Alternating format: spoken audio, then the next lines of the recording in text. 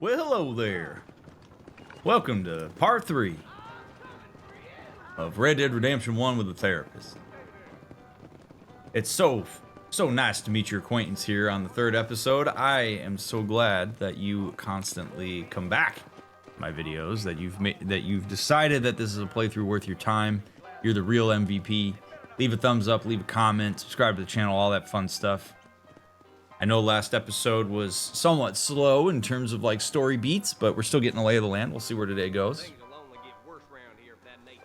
This has been an enjoyable experience so far. For me, I hope it has been for you as well. I'm excited to go talk to this Nigel West Dickens guy. Son of a bitch! Hey! Help! What kind of stinking whore? What's going on here?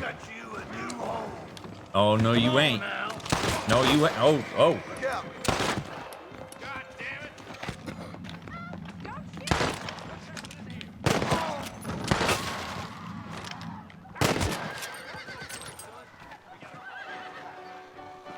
Right about now, I pull out my 6-gun and smoke up. Woo! Ma'am, are you alright? I hope she is. Off to a good start.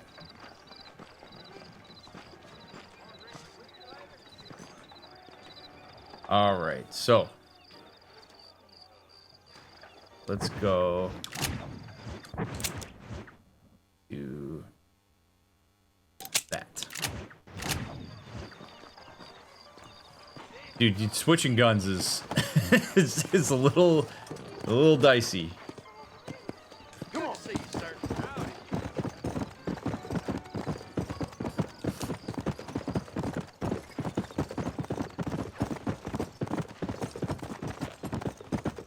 All right.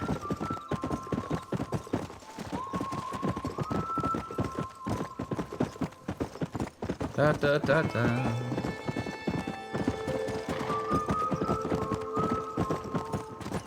I want to meet the guy who did the whistling for the soundtrack.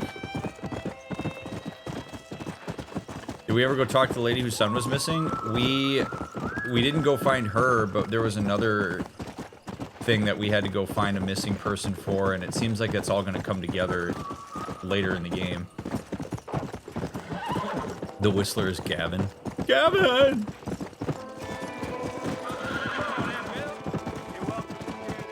Have you seen my friend Gavin?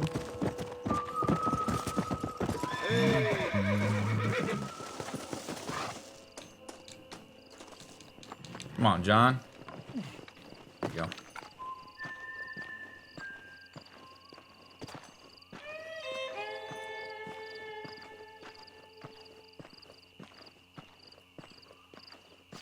Howdy, sir.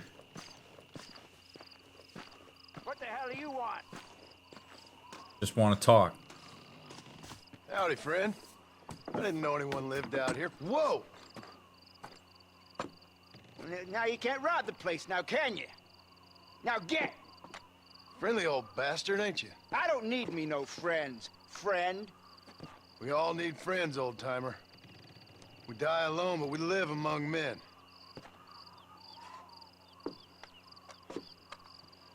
You know, I was interested in moving out this way with my family. Would you be willing to sell me a parcel of land? We wouldn't even have to speak or nothing. Land's too dry for farming. Bandits run all the cattle off. Why you want this land? I guess I just like the scenery. Well, I don't know. Maybe for $200 I could give you the deed to this land, find myself a place up in Blackwater. Although I never could stand the people down there. No, sir. Give Clyde $200. Twice the price. Why don't you come back when you got the money? You lack sufficient funds. God damn it.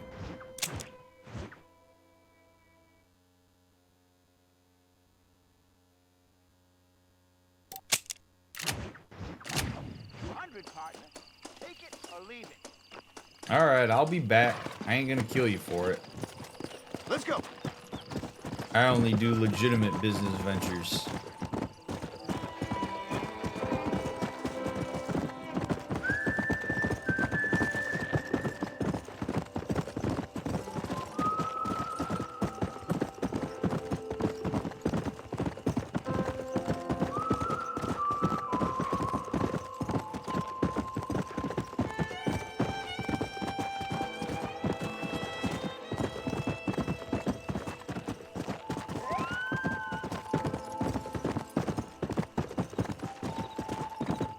night.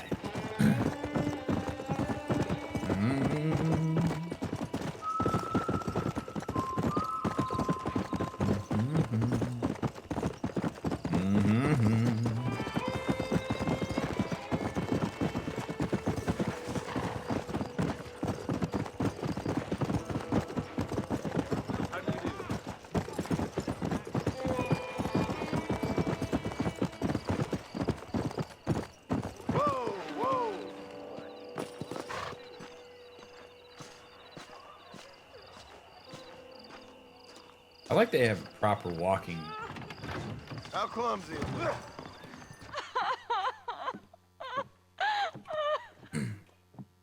You okay, lady? My husband's missing. These bastards won't do anything. But he's a good man. He don't drink nor lay with whores. And he's been missing for 3 days. Let me guess. You went missing up in the hills? How did you know, mister? Just a guess. If I find him, I'll bring him back to you, but people seem to go missing up there. Oh my God. If he's gone, then what'll I do? We ain't got much money. And I'm in the family way again. As I said, I'll do what I can. Yep, those aren't your questions to answer, John. Go search for the man out by Hanging Rock. God damn, we go out there all the goddamn time. Let me guess. There's gonna be a pile of bones. Or there's gonna be one human femur. And a shoe.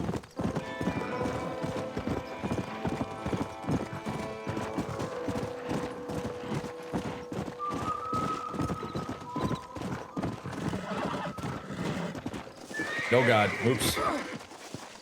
Yep. I know. I deserved it, sorry. Pushing you too hard. Yeah.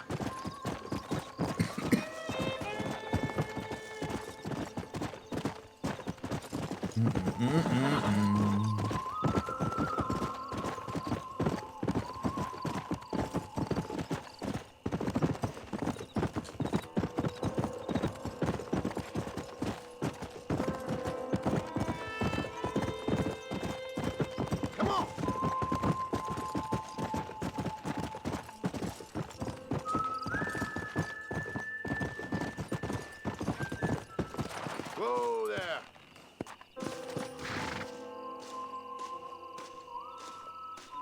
Oh, we got a real live human this time. You gotta help me, mister.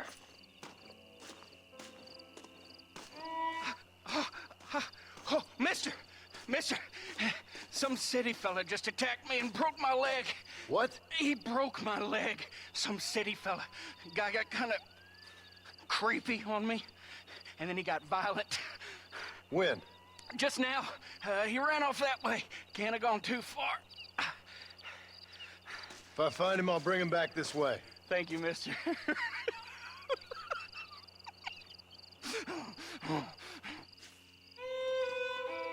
Hog tie the attack. Oh, he's literally standing right there. You're all crazy.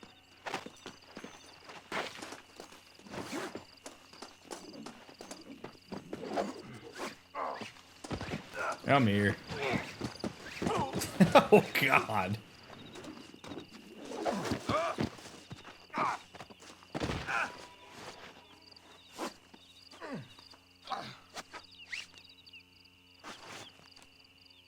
All right. Come on, mister.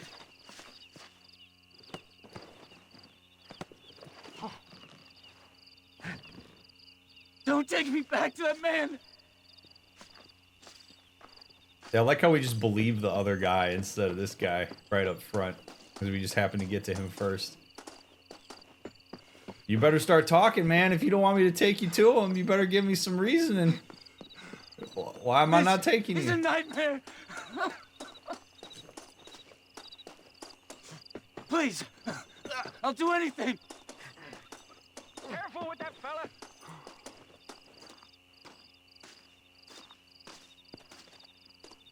Bring him here. Oh my good lord! Please get that man away from me.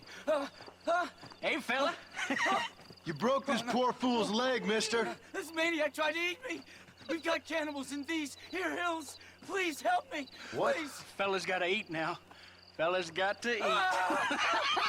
Save me from this freak, please. Please. And John just walks away.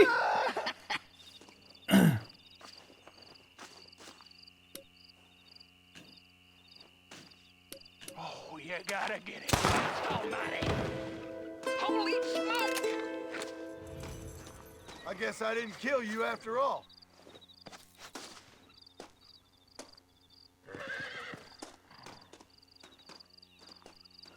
What? Okay. I mean, the guy admitted it as much, so okay.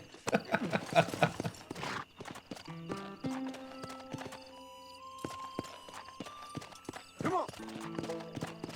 Why don't you bring that guy back to me so I can eat? All right. I mean, look, I'm not gonna get too shitty with somebody who's desperate, but like, if you're gonna, Let's go. can't have you killing people and eating them. You know, you find a dead body by the side of the road and want to eat it, that's your business.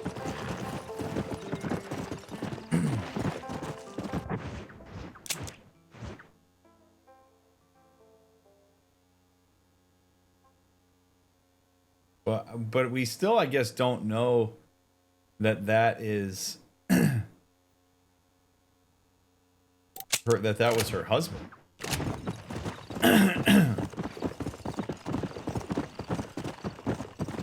Whatever.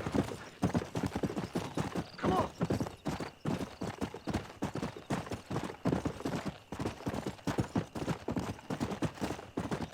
I really hope it's daytime by the time we get to Mr. West Dickens. I don't like playing games like this at night.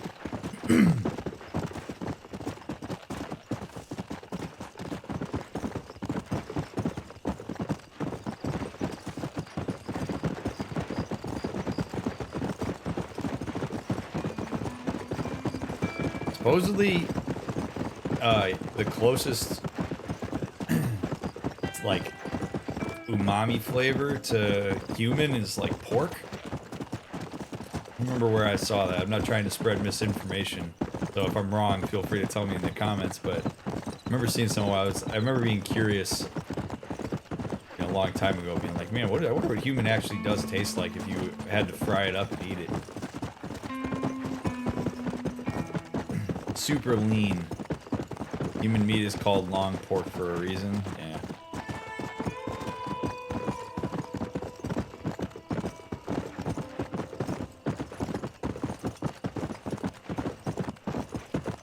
What rabbit hole dragged you down that? Oh, just natural human curiosity.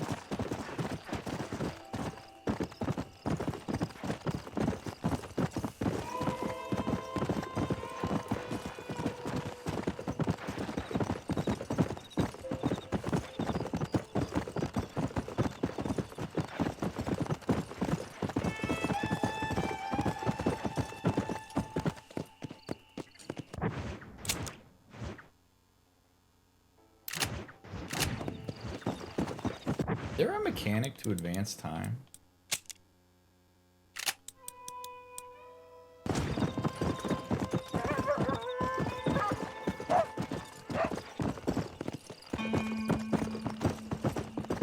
Come on.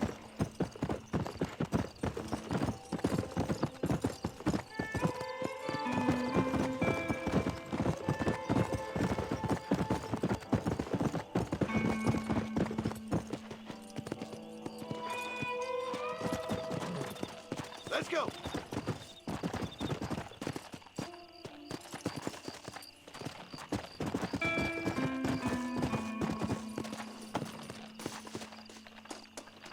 Probably shouldn't walk up with a gun in my hand.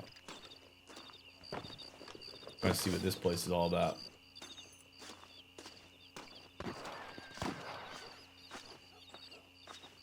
Hello. Howdy, sir. What's going on out here?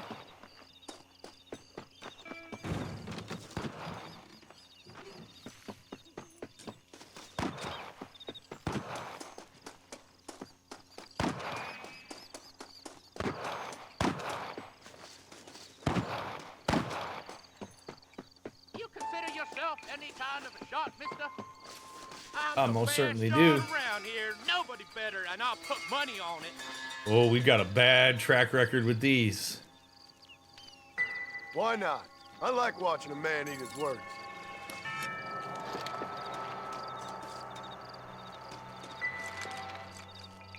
I can't see shit. I'm gonna lose this just because I can't see. Get down here!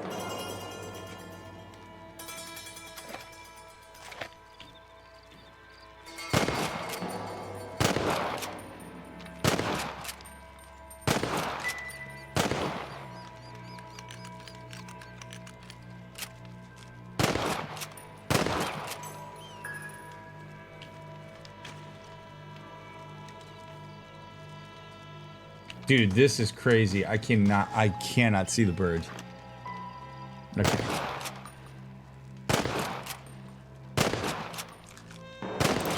Bad luck, my friend. Oh my god, I actually did it. Holy You shit. beat me, mister. Nobody ever done that before. That was a little dicey, friend. But I done did it. Jeez.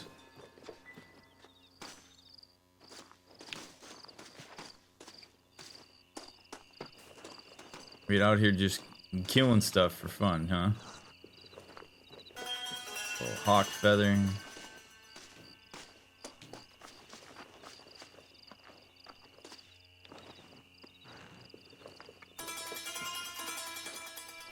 See, I've learned since Red Dead. But hey, had I not shot a man during a contest, we never would have had Alligator Jesus. So just, you know, y'all just keep that in mind now, alright? Y'all just keep that in mind. Man, playing this during the day is tough. Because when it's nighttime, I can't see shit on my screen. Alright, sun's coming up soon.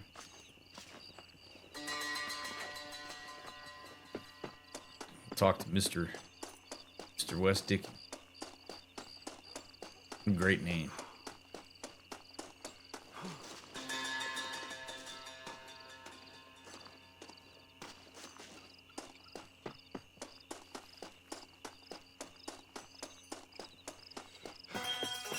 Are your brightness settings too low? No. I'm just playing on a HDR monitor while I have sunlight behind the monitor, which is not good for being able to see when the sky is dark in the game.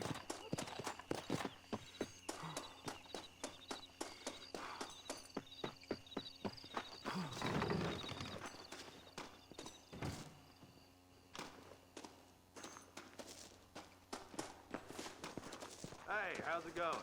Going all right, man. How are you? You having a good day? I'm gonna go loot your house while you're outside. See if you got anything good in here. Oh, you son of a bitch. You lock your doors, huh? I hate a man who locks his doors. Just me, or is this nighttime taking forever? It is 3:30 in the morning. Yeah, alright, whatever. Come on!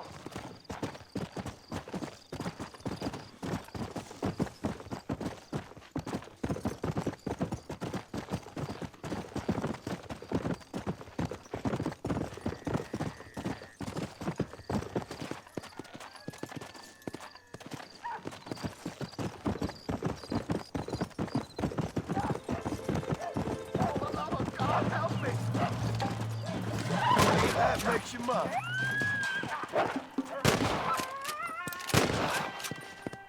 You saved my life, mister. Here, please take this. It's all right. Don't mention it.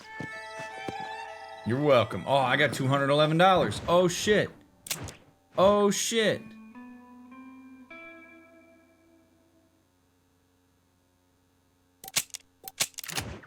All right. Yeah. I made my money. Let's go pay. Let's go spend. I came all this way to get my $200. And now we're going all the way back. Gonna get my horse's conditioning up. And go buy me a house. Build an airport. Put my name on it.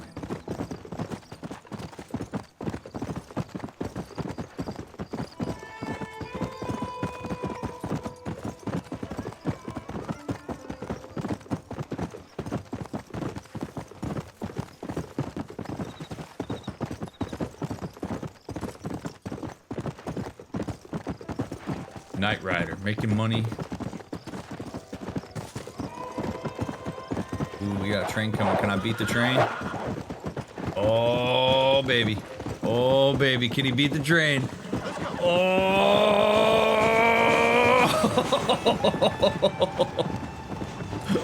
Oh, baby.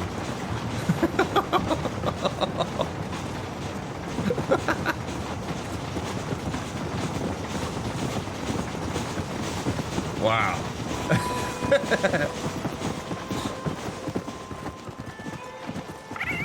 Come on. We done did it.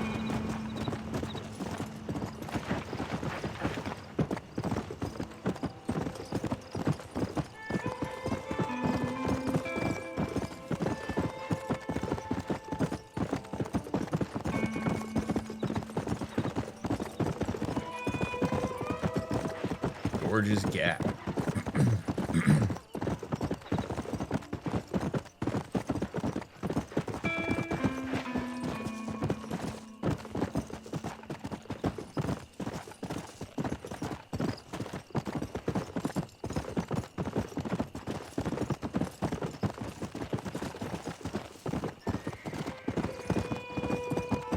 Man, this guy really does live out in the sticks, huh?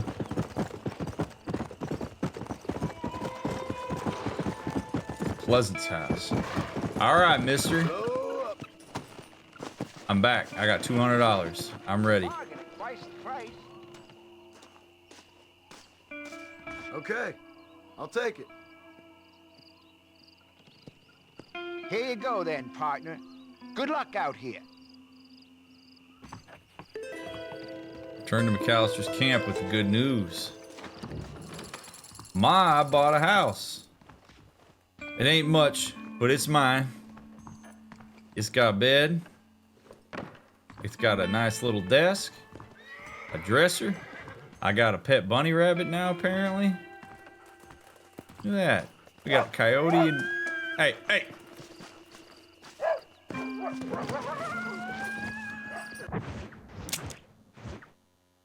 Alright.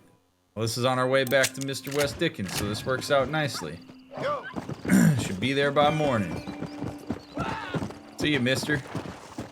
Thanks for selling me your shit. Whoa. Whoa. Whoa! This man just sold me the house. Wait, can I get my money back? Slow down. Oh, I thought if that dude shot him, you know, I figure might as well. He ain't gonna use it in the afterlife. Can't take it with you.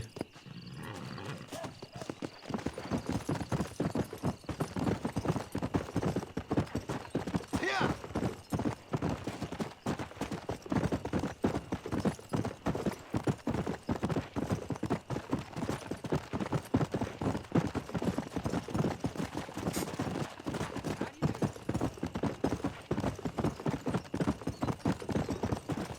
All right. You want to sit here and listen to the troops? Easy. What? I want to listen to what? You say something to me, mister?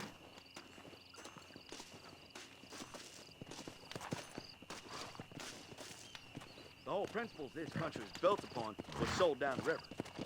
Freedom, liberty, and justice for all? More like no freedom, taking liberties, and justice for the rich. What are these federal types but a private army for the rich and influential? I mean, I ain't the type to stand up to them, but that don't mean I don't know what's going on. Oh, yeah? It's nice to have some intelligent discourse.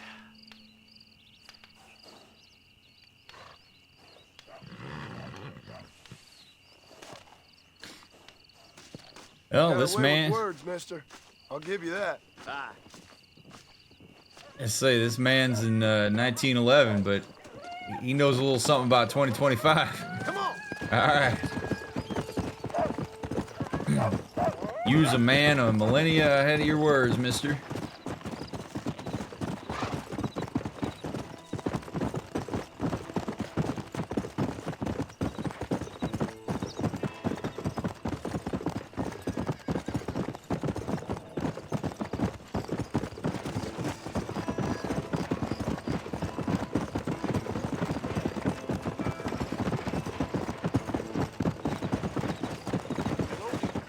Man, Armadillo seems like it's in such an impractical position. Like like all the lumber and stuff that they got to build those houses would have had to come from quite a ways away. Like, why not build closer to a forest or something?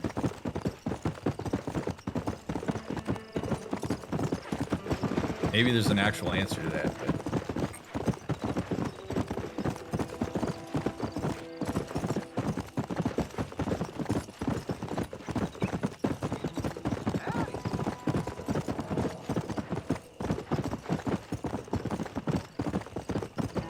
I guess there is a train station right there, but... Oh, here we go.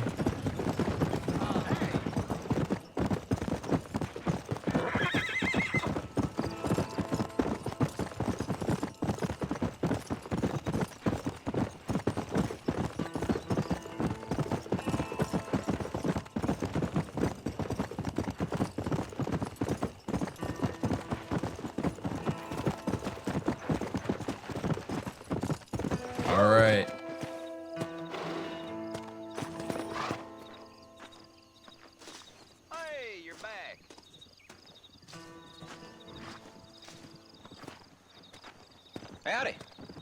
You got the deed? Yep. Here it is. I hear about it. All right. Good of you to put your own money up for the deed. There you go. There's a little something extra in there for you. Always best when these transactions go smoothly. Particularly when you can make more money out of it. Hmm. Good luck with the property, McAllister. Oh, yeah.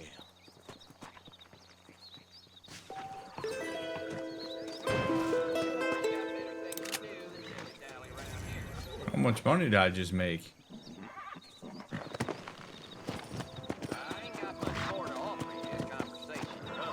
Be interesting to see what he ends up doing. I'll have to pop up there at some point if we're in the area.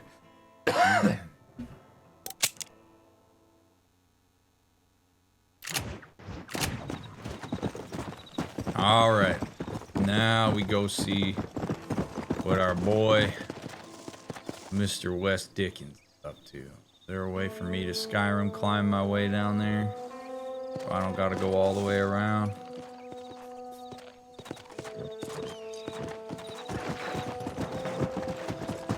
Probably best not to risk it. Let's go.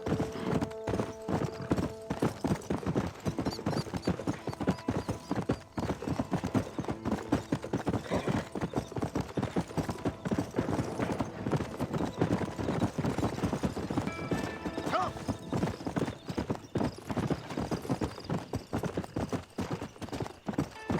That old church down there.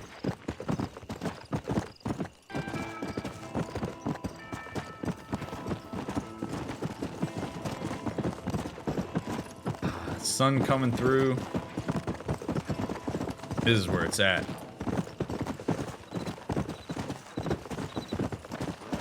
Thing of beauty this is. Boom. What's going on here? What kind of intellectuals y'all's gonna talk about? If you want to hear about some foolishness, I heard something so dumb you wouldn't credit a man capable. This fella turns up on the train. What's he here for? Why, nothing less than to kill Bill Williamson. So what does he do? He rides out to that fort all on his lonesome and starts yelling out. It ended pretty much as you'd expect, except that he survived. Young Bonnie helped him out. Some fool, though. Oh, really? Well, if I know anything, it's what happened yesterday. Ain't got much to say about tomorrow. Boy, yeah, that guy really sounds like Write a... that down, friend. Goodbye. He sounds like a real dummy. A real dum-dum. Can't believe somebody that dumb would exist. Oh, what's going on here? Excuse me. Excuse me, sir. You need help? Mister, you alive? Fuck. God damn it. Good heavens. Excuse me? I said, no, I'm not okay. Do I look like I'm okay? You look pretty good for a corpse. Praise be. Move up, mister. Time to get you to a doctor or an undertaker. Whichever you need once we get to town. St. Peter, open up them pearly gates. I'm coming home. Come on, mister. Come on.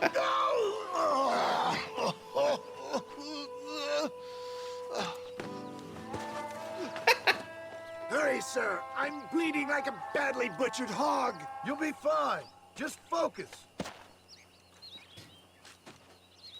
I know I always tell you all not to react to characters when we first meet them, but I'm just gonna say, from my early run of this game in 2010, of which I remember basically nothing, one of the very few things that I remember is that I love Nigel West Dickens. So I am super excited to like rekindle whatever reason I had for why I like him, or seeing if it's changed or whatever. But he is like the one thing I remember being like, dude, Nigel West Dickens is awesome. So well, I already am like enjoying talking to him. So we're gonna see what it's all about, but like I'm super excited right now. You better take the reins. I don't think I'm strong enough. I'm finished. Done for. Just sit up straight, will you?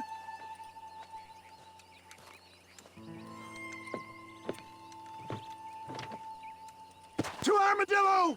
Godspeed! All right, Mr. West Dickens, I got you. What is your name, friend? John Marston. Oh, good God!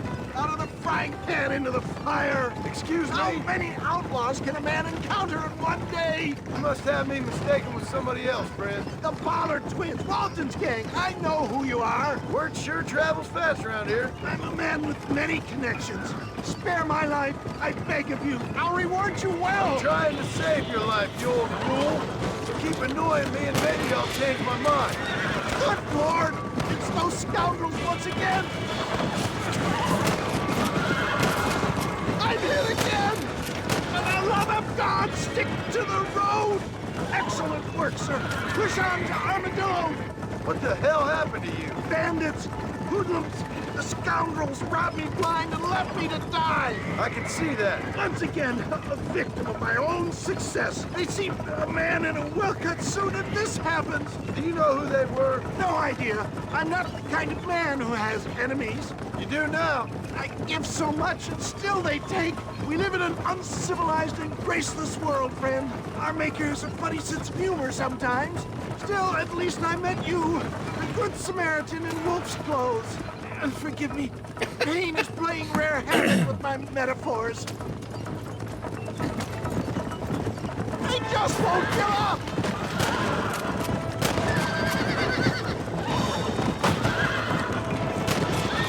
I knew you'd come. What? I knew this wasn't my time. He has a greater purpose for me. You're delirious or plain dumb, friend. Fate brought you to my aid. Why else are you helping me? Look at you. Somebody needed to. I've been in a similar state myself not so long ago. Perilous times. Perilous times indeed. Give people freedom and they turn into savages soon enough. Is that Armadillo? Come on, hurry!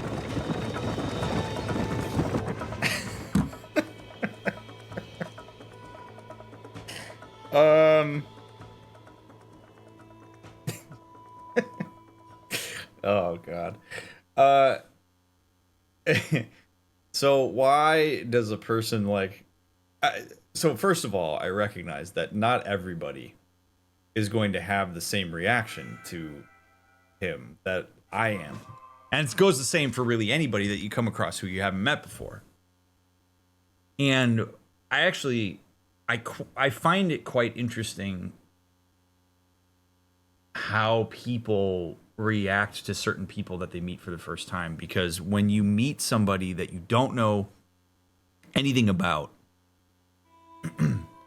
you have to borrow on so much in terms of like how you make sense of who that person is.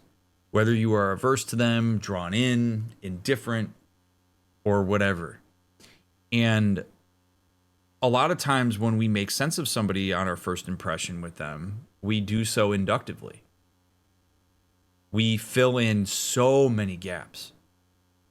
And part of that is driven by basically a transference from our prior experiences with other people and with ourselves in terms of what we value and like and don't like. So Nigel is gregarious and confident, at least seems to be, and a bit dramatic and over the top. And there is something about that that is, at least for me, immediately endearing. And I'm not saying that's a good or a bad thing, but it's good that I know that that type of thing is going to draw me in, not so that I can necessarily be skeptical of him, but like, what is my bias that leads me to see somebody like him and laugh and think he's silly and want to help him out, versus maybe somebody else who watches this and sees him and is immediately put off.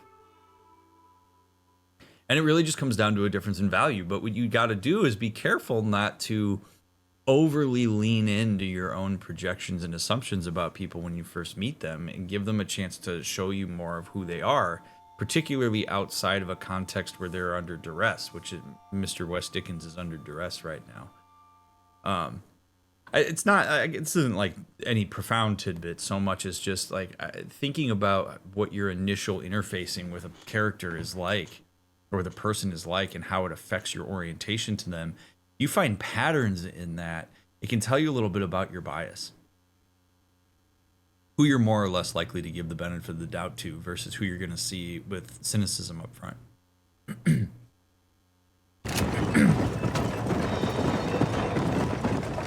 People who are confident often get the benefit of the doubt more than people who come off more meek. Often because we perceive them as being more survivable. For Christ's sakes, man, you're gonna be fine. We're nearly there. Into your arms.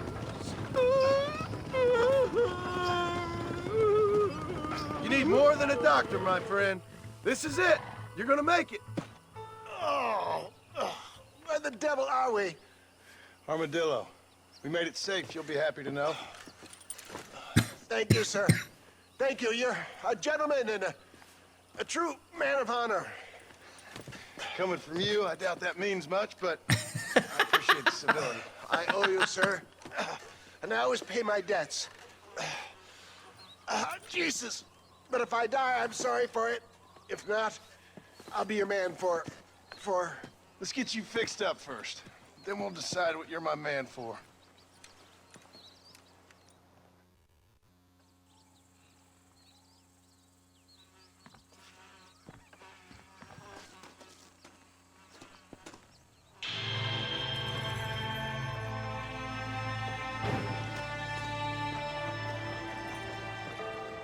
Come back after 1 p.m. today. All right. What time is it? It is currently... Dude, this is so crazy.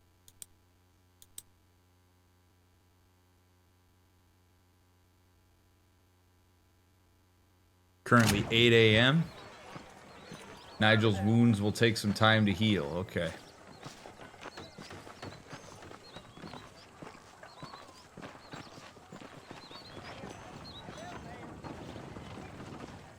Guess it's as good of any time to talk to the Marshal.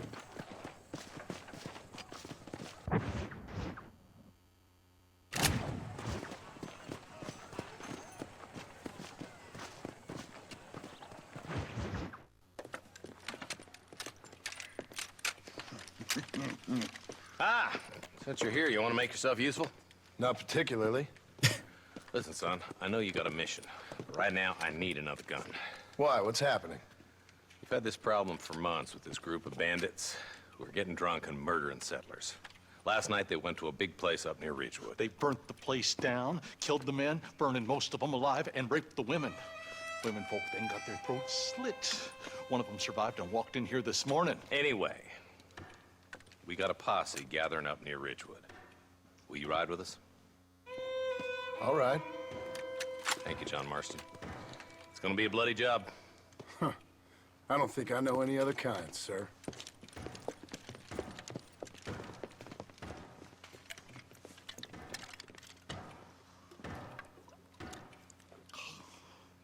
Hey, wait up!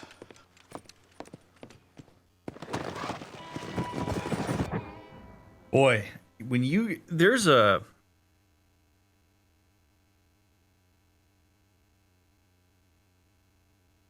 habituation and desensitization can be a pretty brutal slope for humans to get stuck on. And unfortunately, we're all susceptible to it.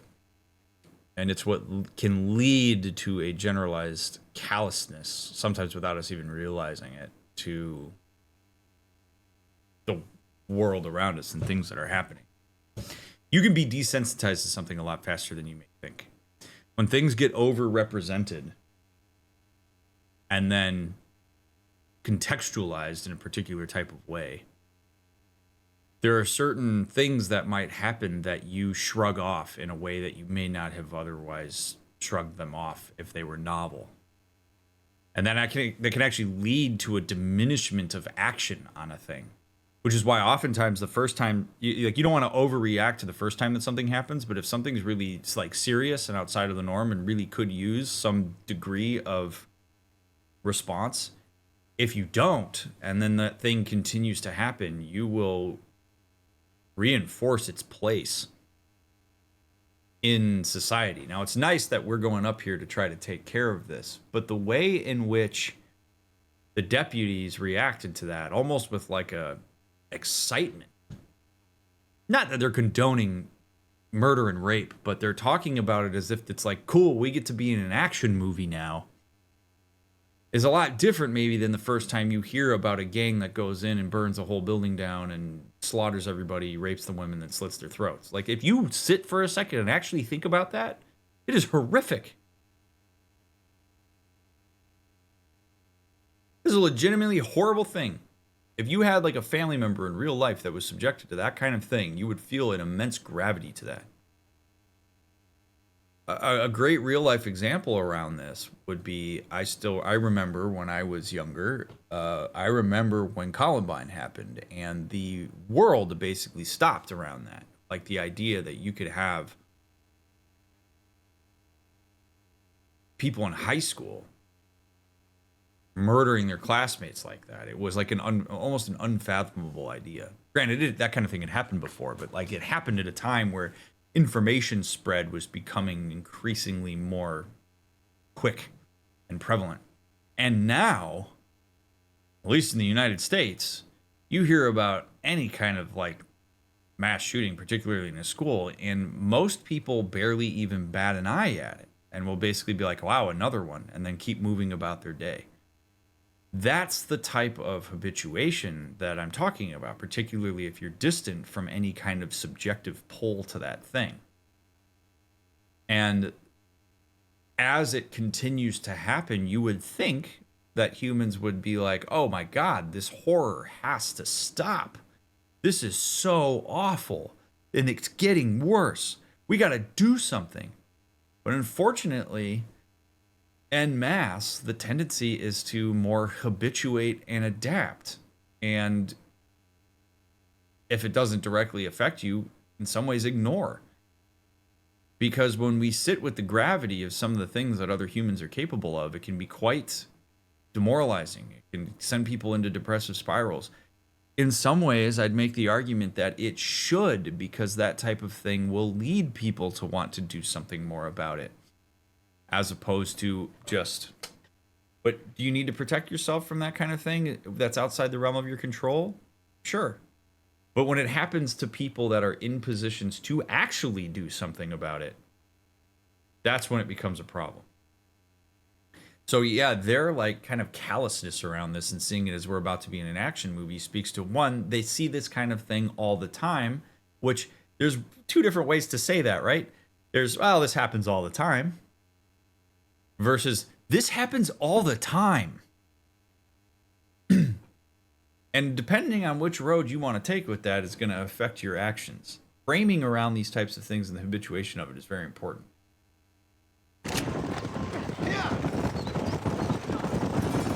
All right, let's go. Stay together. Marston, I hear you caught up with Mr. West Dickens. I did. For a man who claims to have found a remedy to all ailments, he was in pretty bad shape. His tonic has helped a great many people. It's a medical breakthrough from the East, the result of years of research. If only it could cure him of his diarrhea of the mouth. I wouldn't be so dismissive of science if I was you.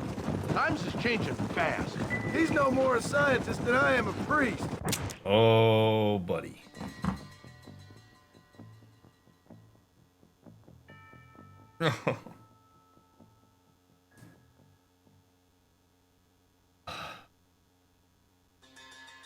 Oh, I got to think through how to talk about this without talking for 40 minutes about it.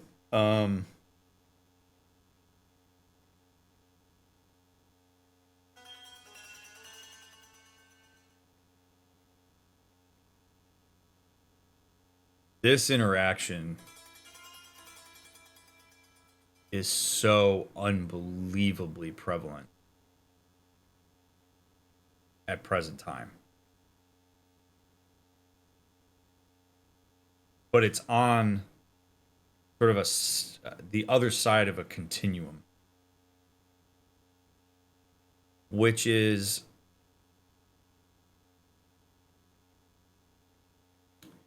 basically, what do you trust when you're given information? This is actually going to connect with what I was just talking about a couple minutes ago. A skill that I genuinely, through all my years now, believe needs to be taught from an incredibly early age to humans is how to discern good from bad information. I'm going to give a little bit of an anecdote around this before I make some of the points I'm going to make here about kind of how this happens to us psychologically, which is when I was an undergrad. Any of you that have been an undergrad will probably know what I'm talking about. When you're doing assignments and you're learning things, your professors will assign like readings and stuff. And when they assign those readings, oftentimes you will assume that because your professor, who's in a position of knowledge about the field that you're in, because your professor endorses what it is that they have given to you, that the information in those things is good. But how do you know they're good? Know they're good because they were vetted by somebody you trust, or do you know they're good because you actually know how to vet them? More often than not, the answer is the former. That people will rely on people they trust who they think know what they're doing with discerning information, and will assume that because that information has been presented to them, it's good. So when you're an undergrad and you're assigned to read like a research paper, for example, or you're doing it as part of a paper, what most early on academic folks or students will do is they will go to the discussion section of a paper. Why would you go to the discussion section? When you go to the discussion section, usually you have intro, and then you have methods, and then results, and then discussion. People will go to discussion. Why? Because the discussion is where all the stuff that was in the previous pieces of the paper gets disseminated into something palatable that you take with you. And so people will make the assumption that the researchers, just by virtue of the fact that they did research, having something to say in the discussion that's in a peer-reviewed article or a peer-reviewed journal, that it must be good. And so you write papers based on discussion. Maybe a little bit of results, but mostly discussion. Then you get into graduate school. And in my master's program, one of the things that we would do is look a little bit more at the context in the intro. And we would still look at discussion, but we would also talk about results. And the way that we would talk about it was be like, okay, sure, the discussion points that they gave you may be legitimate, but look at how it connects to the results of their study. Then I went into my PhD program. In my PhD program, that got completely turned on its head.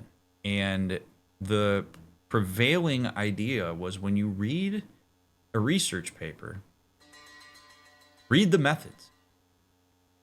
But in order for you to read the methods properly, you need to understand how methodology works, whether the method that it was used to get the results that the discussion is based off of, whether those means of achieving those results were actually legitimate. Was the research design itself actually good?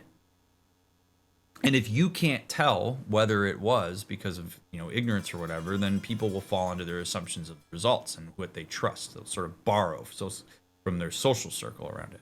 But if you can understand how methodology works and you can have a critical eye on methods, then you're really going to know whether the results of a paper and thus the discussion that comes from it is more legitimate.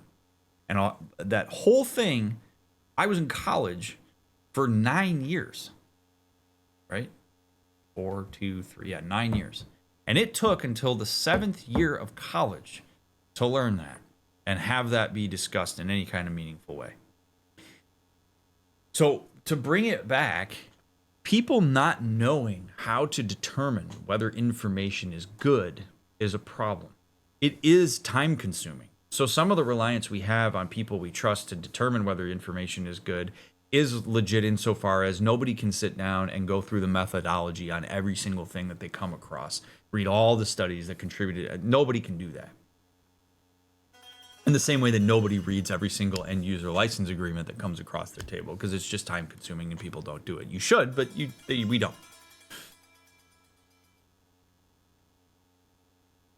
At this period in time, access to science is very limited. And access to education is very limited. So what a lot of people would rely on to determine whether something was legitimate really was confidence and how that person presented themselves. If Mr. West Dickens shows up in a suit and he's got a big fancy carriage and he can confidently speak about all the things, all the science and research that backs up his claims on his elixir, and then has sales numbers to boot, and is preying on people's vulnerabilities around the idea that there really isn't a lot of medicine that these folks have access to that can help with some of the ailments that they come across. If you're not educated and you see this articulate person talking about this stuff, you are likely to assume that what he's saying is legit, especially when you have quantitative social reinforcement around it. Well, now in 2025, unfortunately, we have a problem where you have so much access to so many opinions, some of whom are informed, many of whom are absolutely not informed, with unfortunately many of the people who are not informed having a massive amount of quantitative social reinforcement. Think like, Twitter followers or whatever, influencing, that people now still have a hard time discerning what information is good versus what is not. And so then they go toward their similarity identification or idealized identification, where you look at certain influencers or people that you trust that peddle something, often because they're paid to do so, and you may believe that it's legitimate because of the reinforcement around it in that way. And so now you have people who are unable to discern good information from bad information for that reason. And also when you have a movement of anti-intellectualism, there are people who spend years of their life, they dedicate their entire life to understanding how one thing works. And they put so much work into that and research and thought, and they have a comprehensive understanding of how a thing works. And people will get upset about that, almost in their own insecurities about their lack of knowledge, and not because they're not sure who to trust, will struggle to maybe even trust somebody who's an expert, or see an expert as somebody who is so far from their lived experience that they must be working against them because there's a level of cynicism against them, when that cynicism really should be levied more toward like a corporate interest or a grifter. And so then people will get into arguments, kind of like what John and the deputy are having here, where the deputy says, no, man, this has helped a lot of people, and it's backed by science because this dude has told me so. And John is more skeptical of it, of like, I don't know that there's any legitimacy to this, but John doesn't exactly have any empirical data to stand on that this elixir doesn't work. So then, at the end of it, what you really fall back on so many things is, do you want to believe it? Does it fit your own value set? Does it fit your own idealizations and what you want?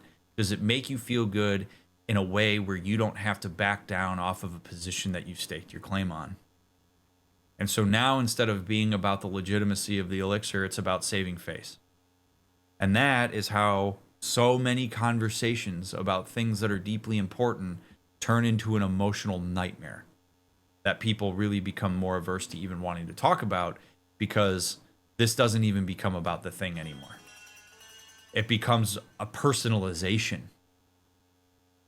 If you tell me that this elixir doesn't work, I'm going to take that personally because I've invested myself in it and I believe that it works. And that's where we start to have a lot of problem. There's nothing wrong with expertise. There's nothing wrong with the idea that there are people out there who know more about a certain thing than you do. But this conversation is a conversation in 1911 that happens today, every day. And it can be very frustrating to watch. But people can spend their hard-earned money however they please. He's certainly a character, that West Dickens. I can't understand a goddamn word he said. A more flannel-mouthed bunko artist I've never met. Look at them vultures circling up ahead. I see him. Marston, you and Eli go check it out.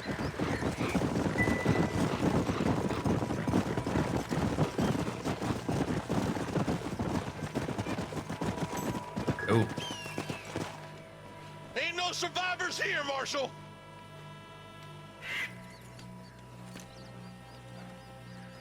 Man, this don't look too good. Somebody was so busy killing people, they went and dropped their gun.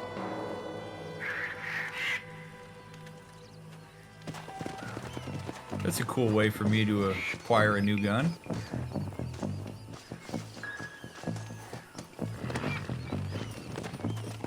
Come on.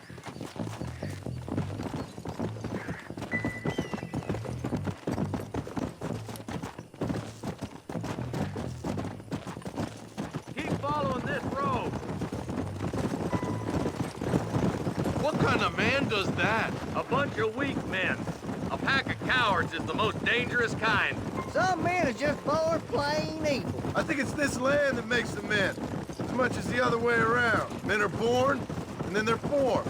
At least that's how I see it. Oh, Dr. Mick, is it nature or is it nurture? Question that every developmental scientist hates when people ask. Because the answer is, it's both. It's both. There are some things that we are genetically predisposed to. Yes. Your biological chemistry is going to dictate certain things in how you interface with the environment. Absolutely. However, if you take the same person and plop them in an entirely different context, they will have a different way of interfacing with the environment. This is actually, I'm not saying this in any way to bash like religion. This is just an example. Okay, so like if you're a religious person, it's totally cool. I take no issue with you. One of the first things that made me question religion for me, I was raised Catholic, was I had this nagging question when I was a young kid, which was, if I was born in Iran, would I be Catholic? Like, if Catholicism is sort of the end-all be-all, wouldn't just everybody be Catholic? Why does this have to get taught? Why is this something that people have to go spread the word on and convert people to? And that always drove me crazy, because I was like, I really don't believe that we would be. It wouldn't make any sense. If I was born in Antarctica, where religion just wasn't even a thing, like, would I even be, what would I care about? What would I believe in? So what we believe, what we're exposed to, all of these things is so dependent on our environment. People who are born in certain, I mean, even just one community to the next. I was raised in Northwest Indiana, had an entirely different upbringing than people who were born 25 miles south of where I grew up. I was exposed to Chicago news. I lived in a different time zone. There was a whole different vibe in Northwest. We even go so far as to call Northwest Indiana the region, as a way to differentiate it from the rest of Indiana, because people have, from Indiana. That in and of itself affects how people are raised and what they care about. Like what you're exposed to, what your experiences are, how those experiences are cultivated. All of that stuff shapes people. Yes, you also interface with the environment in a way that facilitates certain reinforcement mechanisms, and that's where your nature has an effect on the nurture. But these things work entirely in tandem. And it's why every single person has their own unique lived experience that nobody else will ever fully understand. Because I'm not you and you're not me. There are genetic predispositions that people are stuck with and have to use, and affects the way that they interface with the environment. Do you believe that people are generous? Do you believe that people are bad? Do you believe that people are out to get you? These are questions that are answered based on inductive experiences more often than not. If you're a person who has grown up where you were neglected and nobody met your needs and you generally weren't seen as important, and even despite advocating for yourself, people didn't help, and you were harmed by other people, you may start to formulate an idea that people are bad and evil. And then that will affect the way that you interface with novel experiences and people going forward. Do you shut yourself out? Do you stay cynical? Do you not trust? Like, what decisions do you make as a result of these things? All resort of things that happen to you. Because if you went through your life and had consistent, reliable caregivers, were attended to when you had certain needs, advocated yourself and got a lot of positive, good, warm reinforcement around that, no real significant adverse experiences with other people, then you're more likely to trust people. And that's why people's traumas are different. Because a trauma is a gross violation of your expectations, coupled with a lost sense of safety and security. Well, people have different expectations. So that's why something can traumatize one person and not somebody else, and why there's a different response that people have. So this whole thing of like, I think people are inherently evil. No, people are neither good nor evil. Those are labels that we smack on people based on very abstract concepts of like what people are and can be, and just what that even is. And people have different definitions even of that. How could people get to a point where they slaughter a camp and rape and pillage and slit throats and kill horses and not feel any kind of recourse around it? I'll bet you there are probably people who were part of that did struggle with the idea, but they did it because that's how they're surviving, because the environment has dictated that that's what they need to do. Now, I'm not trying to suggest they didn't have a choice in the matter. Absolutely, those people made a decision to do that and should be accountable for those choices. But those choices become a lot more explainable when you look at context and where people are coming from. And the complexity of all of this is why I love being a therapist. But it takes a lot of work. So when you craft a generalized narrative about people, you have created your own bias toward how you're going to interface with them. And that narrative that you craft was created by both inductive and some deductive reasoning, all of which you probably could explain to great articulation. And it makes it right for you. Does it make it right objectively? Not necessarily. Right? If you're a person that goes around saying people are not to be trusted, people will screw you over the second they have the chance. You're going to live your life a lot differently than a person who says people deserve your trust until proven otherwise. And again, neither one's necessarily better or worse than the other. Some are going to be more connective than others, for sure. But to what extent do you bias yourself into your own expectations as a result of what you've crafted based on your nurture? I mean, it's just all very fascinating stuff. So that's why the question, is it nature or nurture, is such an annoying question, because it's not that simple. It's way more complicated. And if you stake your claim in one of them, be my guest, but you are short-sighting yourself.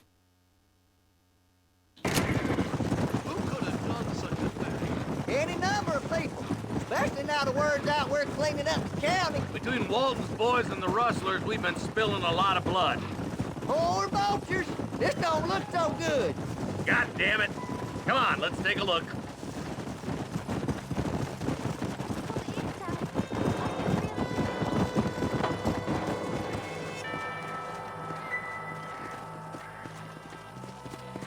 Man, more dead bodies. And the fire's still smoking. Those scumbags must still be around. Come on!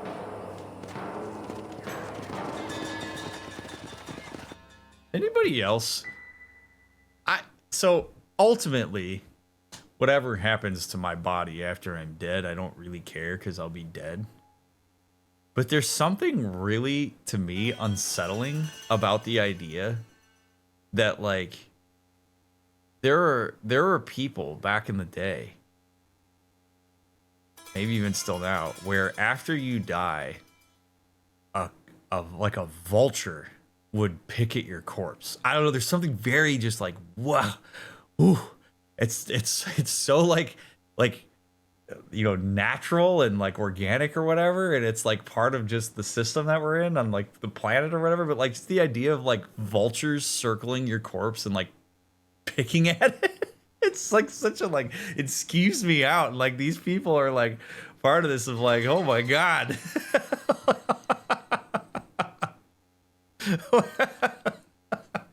Like, you know, people are like, I want to be cremated or I want to be buried or whatever. It's like, hey, throw me out in a field and let the vultures pick at me. Oh man, it's so wild to me. How many people in history died and had their corpse picked at by a vulture? Sons of bitches! That number exists. Outlaws, Marston. Yeah, but not like that. It wasn't our way. At least it wasn't my way. Killing and thieving's never right, boy. No matter how you dress it up. Unless it's ordered by a court of law, you mean? Load up now. This is too quiet. I got a bad feeling about this. Let's search the area. John getting all profound.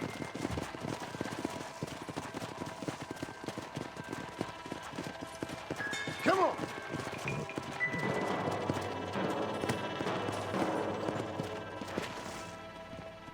Nobody's in the shed.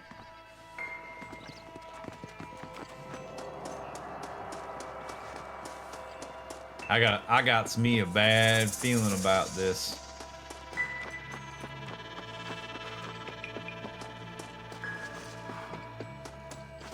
No one here.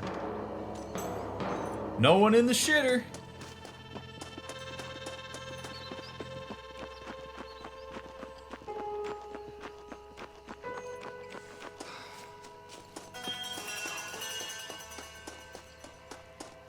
There's no good reason for that to be boarded up.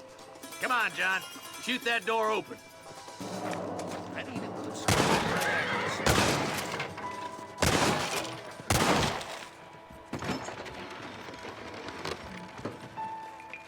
Oh boy.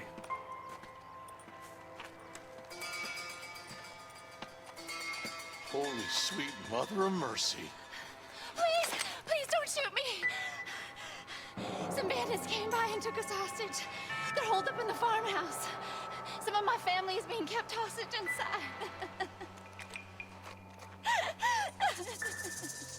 That's it. All right, boys, we need to get into that house right now.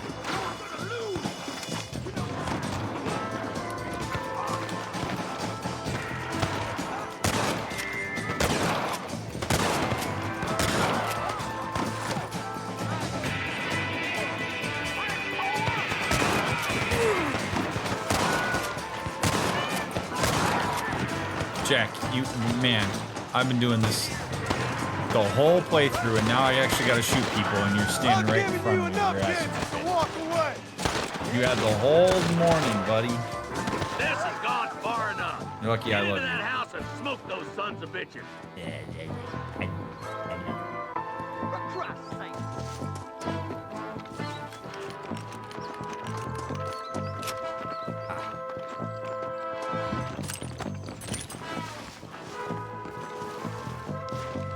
What the hell? All right, where are you sons of bitches at? For the love of God! Eli, get out of my way, boss. You messed with the wrong damn lawman. Are you kidding?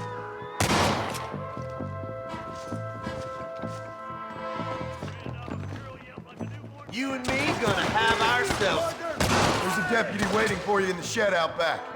Make a run for it when it's clear. Who's that there?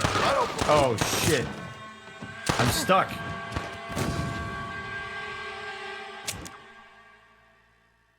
All right, boys, we need to damn get it. into that house right now.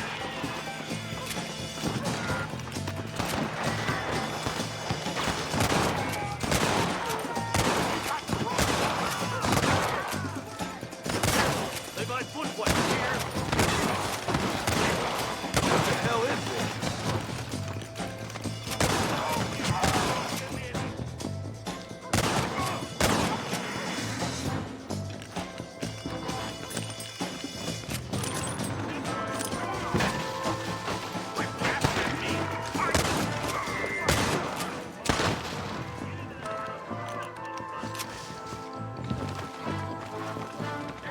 Ugh.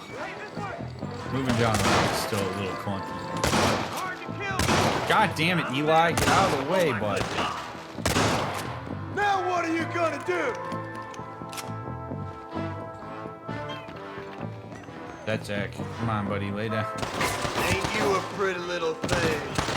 I'm gonna... Make a break for the shed when the coast is clear. There'll be a deputy waiting for you.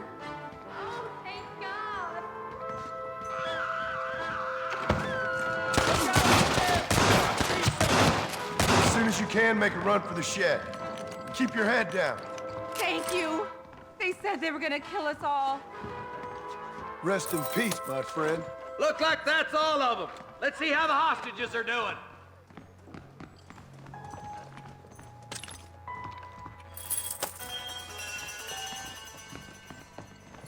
I'm gonna grab me some money real quick, Sheriff, if you don't mind. Times is tough.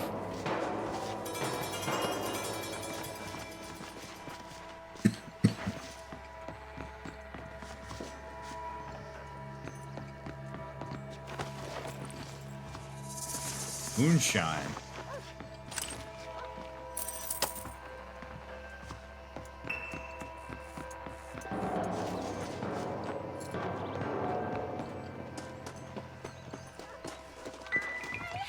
Some folk tried escaping to the south, but then some robbers started chasing him down like wild dogs.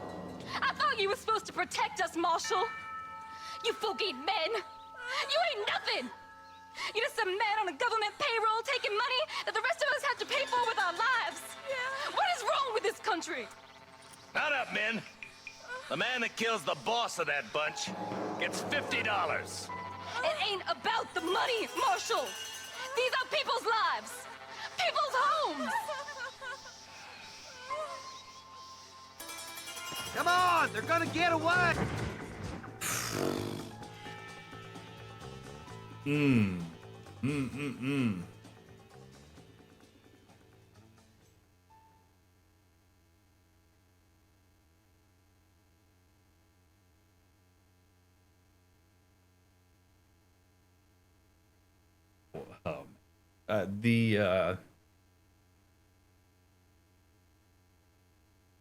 We all like to believe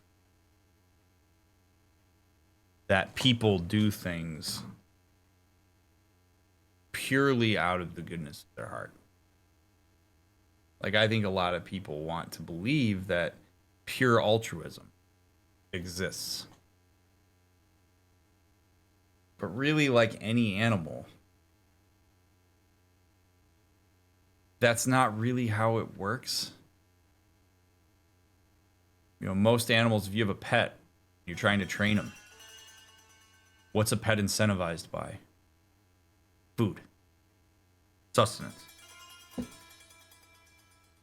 Resource. Humans are the same way. Humans will generally not do things unless they themselves have something to gain from it. Now, can that be a fuzzy, warm feeling? Yes, there are plenty of people that do things because it makes them feel good to see others helped. I'm not trying to suggest that doesn't exist. But if you didn't feel satisfaction from watching other people be helped or being involved in that, then you probably wouldn't do it.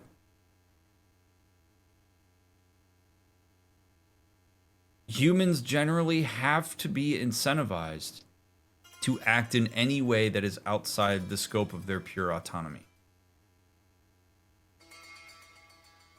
It's why policemen, firefighters, EMTs, doctors don't work for free. Yes, there's a desire to help people, to get people out of a burning building, to salvage people's goods, to put the bad guys away, to get somebody to the hospital as fast as possible. But ultimately, if you don't pay people to do that, they won't. Like, they just won't. So when the marshal offers $50 to the man who takes out the leader of this group,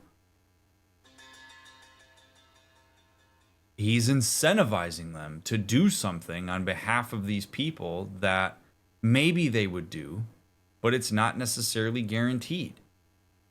And yeah, we live in a world where you need money. You need financial resource in order to meet your needs. People don't have the luxury of necessarily doing things out of the goodness of their heart when they're not starving. So when these women are disenfranchised with the marshal and the system at large, they have every right to be. I am not trying to make an excuse for the marshal here. I'm not trying to deny their experience. The fact that they were in this position and don't feel protected by the system at large, completely understandable, given the damage that has been done to them. And they have every right to be mad. In particular, if they have warned the marshal about this. Like, if there have been signs that this is something that could be happening and the marshal hasn't been doing anything, whether it's because he doesn't have the resources or just chose not to devote the resources that way, then yeah, they got every right to be pissed off. At the same time, it's not entirely on the marshal, because sometimes things happen where there's no warning for it. Like, we can't, as much as humans would love to, we can't prevent all the bad things that happen to other people. You can do things to try to mitigate the chance that something bad is going to happen, but ultimately, when bad things happen, the response has to be reactionary. And we're doing our best now. Again, I'm not saying that they just have to be magically like, oh, praise be, O ye Marshal and John Marston. Like, not that. I mean, this is a really messy deal because a really bad thing happened to them. They were not protected. The system did fail them. And there's not really anything that's going to change that experience they just had. They've now been subjected to this trauma that they have to live with, which is terrible. And also, are there resources available to try to get the police, or are people even incentivized to be police? Are good people who actually care about the well-being of their constituents, inspired to be police. Certainly doesn't seem like it. Marshal seems like a decent enough guy, but look at the two guys he's working with. I mean, this is really tough stuff. Like, it's never one specific factor that contributes to the complexity of this type of situation. And that's why you need a whole system that's able to, you know, if you've got people that get subjected to something like this and law enforcement isn't able to prevent it, law enforcement does what they can to take out what it is that happened to you. That's when you have doctors, therapists, other stuff like that to help try to pick up the pieces on the back end. It's a collective effort for all of us to take care of each other. I don't want bad things to happen to anybody, and unfortunately they do. Come on! So if they're pissed because the Marshal had to offer $50, understandable, but also that's the system. Maybe. All this sure looks like their handiwork. Makes sense if they took this road. Come on, Marshal. This might be our chance. What's your beef with Williamson anyway, Marston? Let's just say he's the currency in a complicated transaction. What the hell are you talking about? Some people I have the displeasure of knowing want him dead.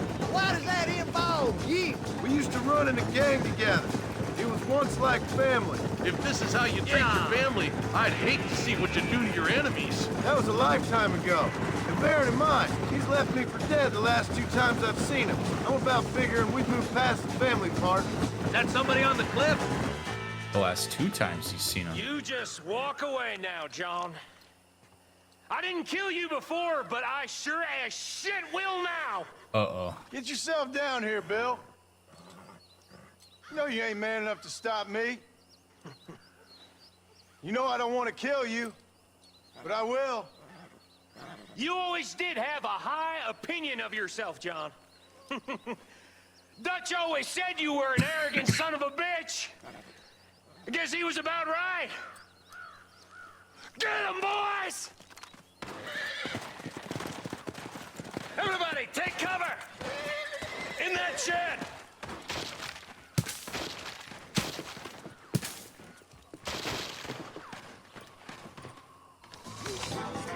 Man, okay. You know what sucks about this whole thing? If Bill was behind this, obviously, the actions are abhorrent.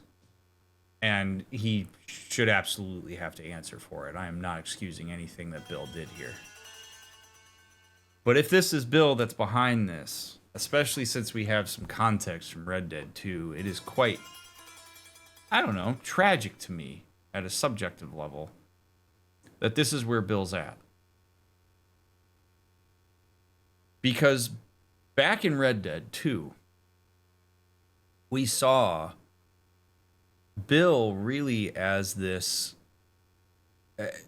thoughtful, as best he could be, kind, in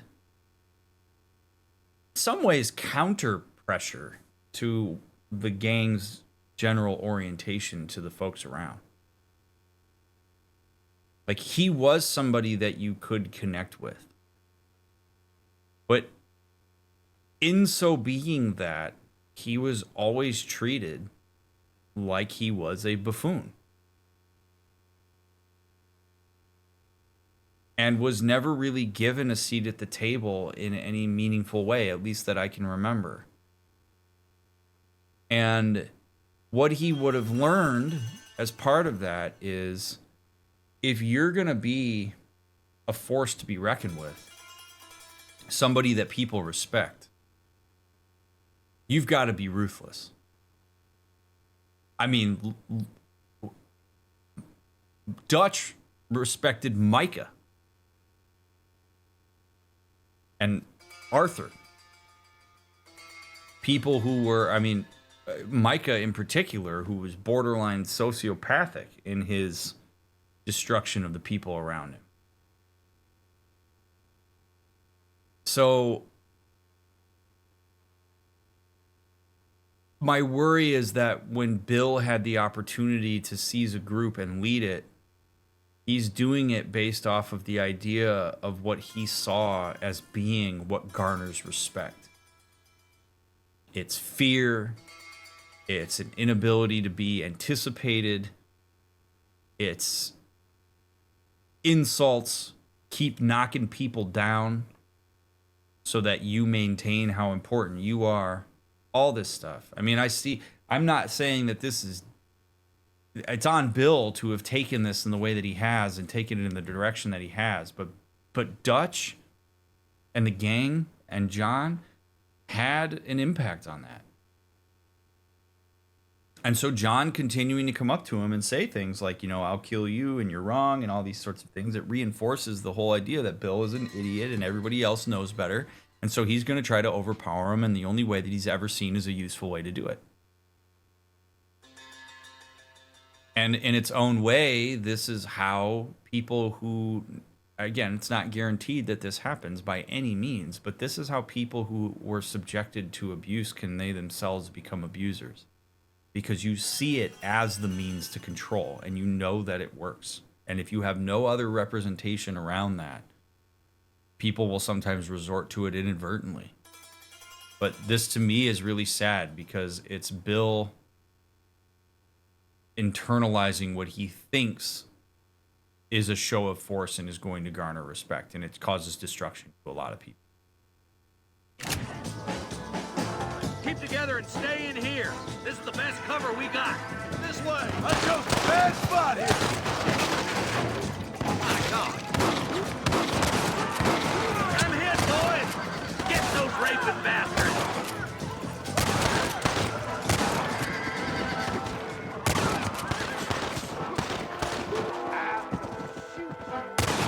God damn it. Sorry, horse.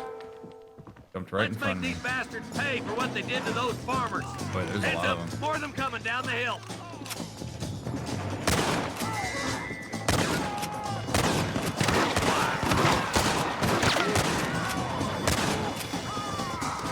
I'll kill every last one of you.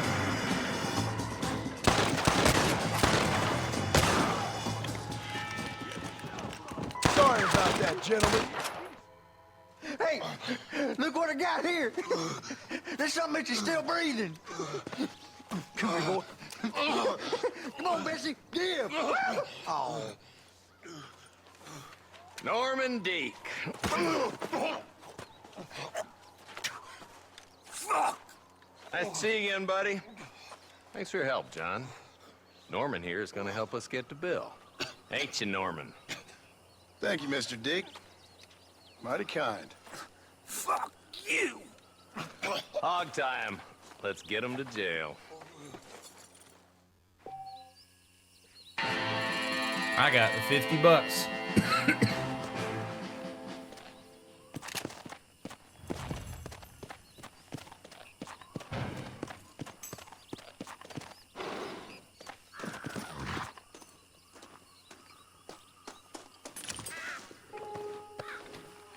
As I loot these bodies, just want to say how much I appreciate all of you being here and watching this playthrough. I know this is a game that's been out for a long time, so the fact that you have any interest in watching me play it and hearing what I have to say means a lot to me. So, appreciate your time. And if by chance you are somebody who financially supports this stream, please know that I appreciate that immensely as well.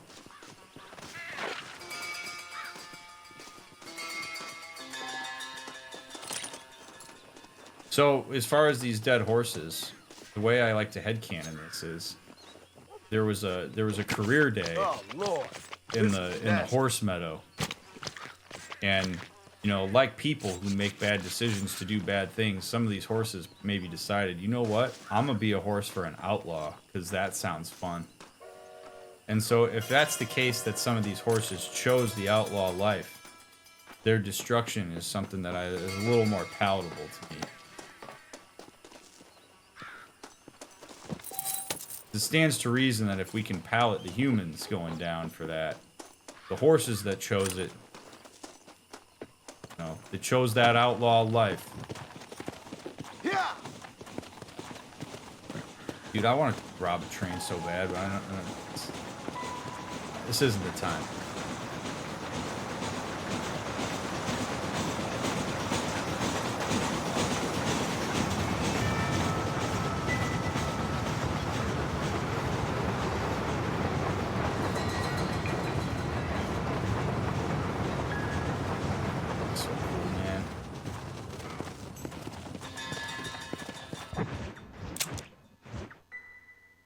All right, Nigel West Dickens. Let's see how you're doing, buddy. Come on.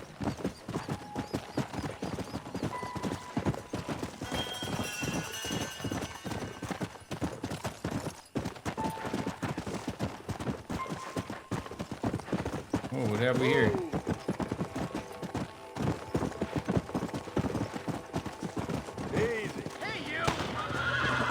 Oh, you're bad guys. Jesus Christ. Okay. Dead. There goes the Iron Man run. It's over, friends.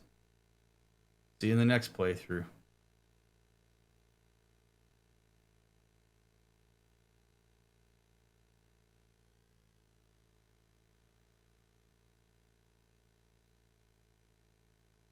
What do you think, Jack? Oh shit. Actually, this is kind of convenient.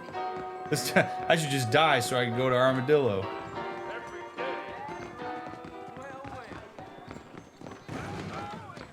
Blast you!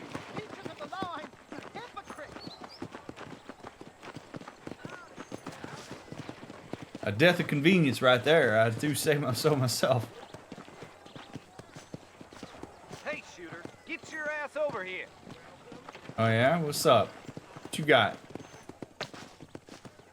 You just spit on me? How about I make you famous? All you gotta do is agree to a duel.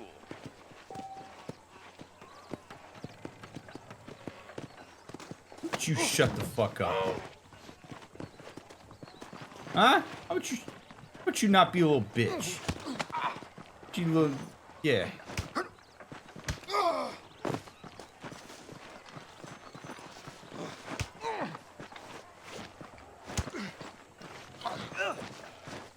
Would you take the old 1-2 here, partner? Yeah. You're making a big mistake. Oh, just clunked his head on that. Yeah. Nighty night.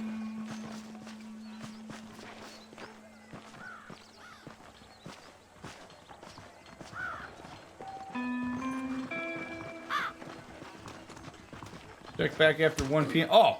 You ain't going. Oh, you want? Okay. All right. No, that's fine. You want more? I'll beat you up right in front of your wife. Some nerve, mister. Yeah, you like that? You messed with the wrong fella. The Marquis of Queensberry.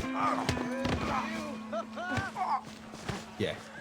What a little swift kick to the dick. Do it again? Huh? You want to do it again? You do it again? Oh, okay. All right. I can do this all day. I can do this all day. Sir, I do not need your intervention.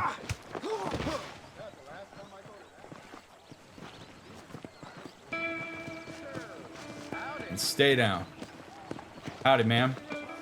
You hit mighty soft for a man. Done. Really now? I might throw a fuck. Come on. Dude, this is like Peter Griffin and the chicken right now. I'm sorry to hear that. Say good night, friend. You ain't good for nothing. You ain't gonna remember. Holy! Oh, God! I was just trying to threaten him.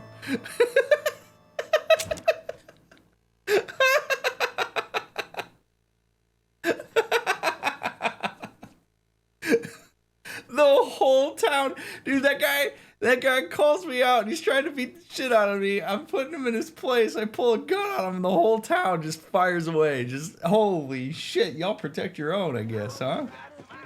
Oh my lord.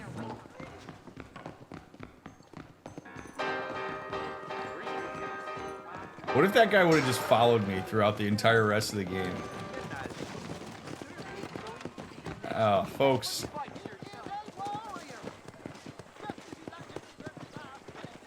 Holy shit. I had no chance there. I would have had to wipe out the entire town of Armadillo.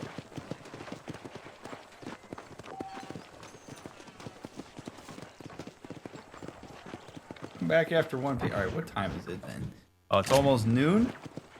I know how we can kill some time.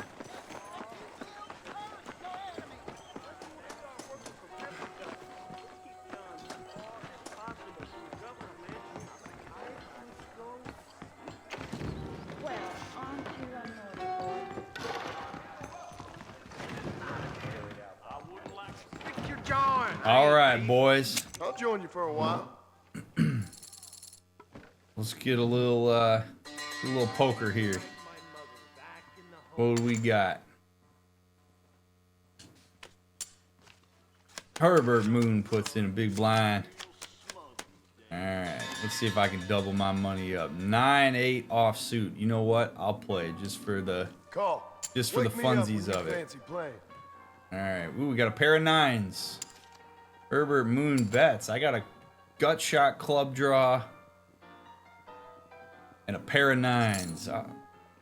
I'll raise you up, sir, so you think I'm working with the flush. Let's up it a bit, shall we? Herbert Moon calls 7. Now I'm sitting on a flush draw. All right, 9 high flush draw. I see. Herbert Moon checks. See if I can boot you out of here with 15. Okay, I'll place a bet. Yeah, I'll take that. I didn't want to risk having another club pop up. Here we go. Big win. Wins the first. Seems like you was weaned too soon. 3-6 offsuit. Oh, God. I'll fold that out.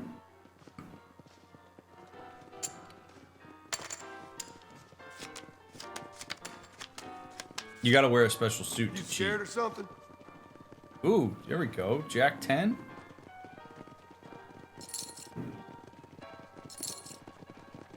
I'll call that. I'm gonna call it.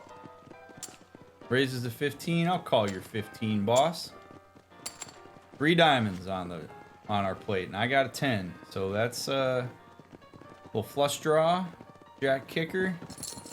So here's the thing: I got to bet strong now, because he came in, and then I called, and so I want to show that I got something strong here. I want to make him think that I'm possibly sitting on like a pocket pair, because with the flop being so low, if I throw 20 in here, I mean, I'm really not sitting on anything, but it's going to make him think that I've got something real strong. Now, if he's got a diamond in his hand, he's going to call this. If he doesn't, then I don't know why he would, other than if he does have a strong pocket pair, in which case I'm going to get pretty good info. So we're going to throw 15 here and see what happens. Fun if you don't ever bet. All right, so he calls. All right, and I got another diamond. So now I'm sitting on a flush. I'm going to go big here. If he calls this, then that means he might have a diamond in his hand too, in which case my 10's not looking as hot. Who invited the lady? There we go. All right, so he folds. So he didn't have a diamond. So there you go. Just kind of bully him out of that. 2 for 2. Going better than it did last time. All right, 5, 10 of diamonds. I'll call that. Call you. They raise them out. Raises a 12. God damn it.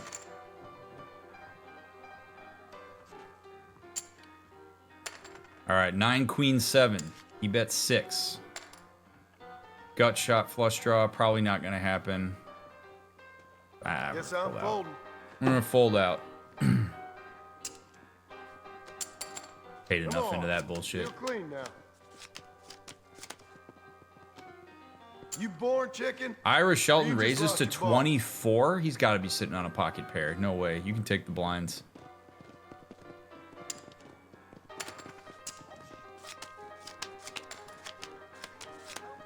All right, I'm small blind, I think. He calls 6. Ace 8.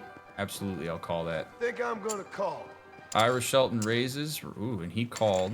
So Ace 8 of spades. We'll call that. I'm gonna slow play this a little bit. Spade, a jack, and a 7. I didn't get shit there.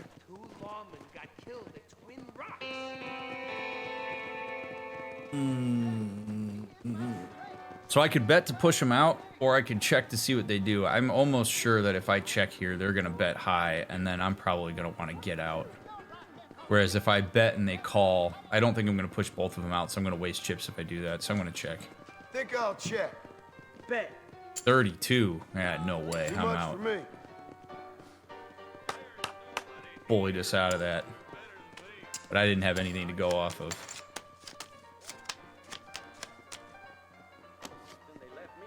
Two 4 offsuit. Someone's feeling the pressure. I'm watching you. He's bluffing. Raises to 25. Dude, this guy's a freaking killer up front. King 5. All right, I'll call it. I call. Gut shot straight draw. No pair. I'll check. You're going to I'll throw a bunch check. of money in, aren't you? 31. God damn it, man. Nope. I can't. Fold. Oh, these guys are bullies. These guys are bullies. I respect it. This might work. 2-3 off. Oh, God.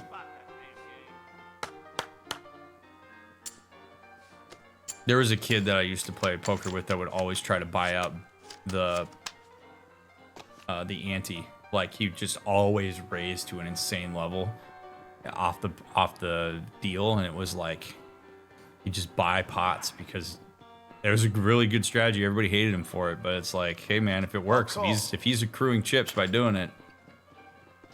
All right, what do we got? Jack 10-3. I got a pair of jacks. All right, so I'm gonna just put a little taste in here. Sure. Little 7. I'll gamble. Herbert Moonfluff folds.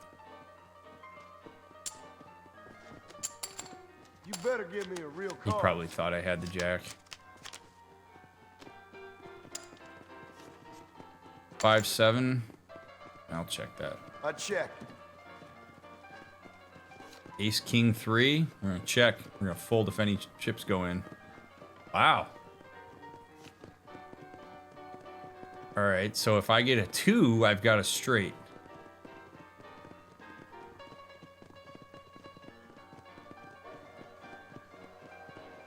Or a 6.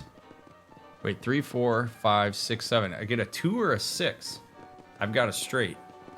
They both checked. Let's see if we can buy the pot. Yeah, all right. All right, I'm leaving up 3 chips. I think I'll leave while the going's good. All right. Broke even. Oh shit, it's way past 1 o'clock now. Wait, who's this guy? Can I see what's in your pamphlet, good sir?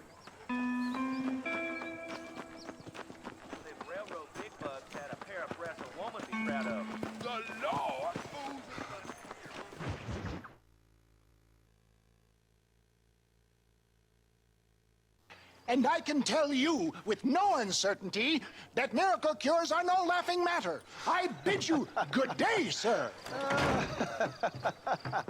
Oh, Mr. Marston, good to see you. How have you been keeping? I'm well, Mr. Mr. West Dickens. Nigel West Dickens of East Cheap, London, New Waverly, New York, and Armadillo, New Austin. At your service. At my service. At everyone's service. At the service of science, of knowledge, of life. How are your wounds? Much, much better. But then they would be. Would be? I know a cure for all ailments, Mr. Marston. Ah, I'm sure you do. And I'm sure for just $2 an ounce, I could live forever. Oh, but for you, sir, I do a bulk discount rate of $1.95 an ounce, as long as you buy 100 ounces or more. That's a lot of immortality. Give it up, old man. That's Mr. West Dickens to you, boy. Give it up, old man. Listen, Marston, I'm broke, but this stuff is good. It works. I need a healthy young man like you. Come along, let's ride over to my newest customer at Ridgewood, and I'll explain while we go. Okay. All right, John, let us make haste for Ridgewood Farm. He's just so silly. I love it so much. He's a grifter, but he's great. I actually believe that part of the... So in order for you to combat something like this, particularly at this time, the thing that you would need is proper representation in your mind.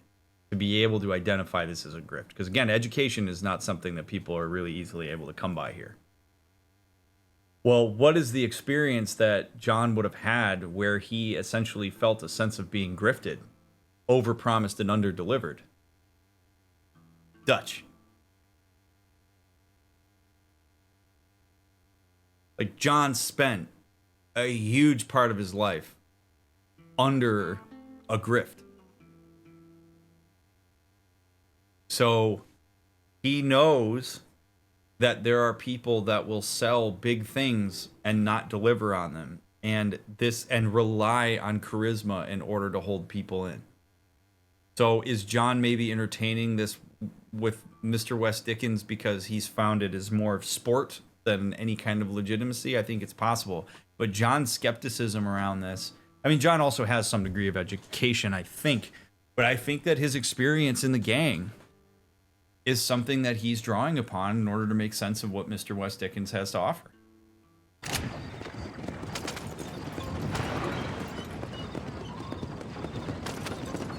I heard about you, Mr. West Dickens. And I about you, John Marston. Hoodwinking the weak, gullible out of their hard-earned money. My dear boy, it is you who is gullible, if I may be so bold, for heeding such ill-informed scuttlebutt. You're as full of wind as a horse with the colic.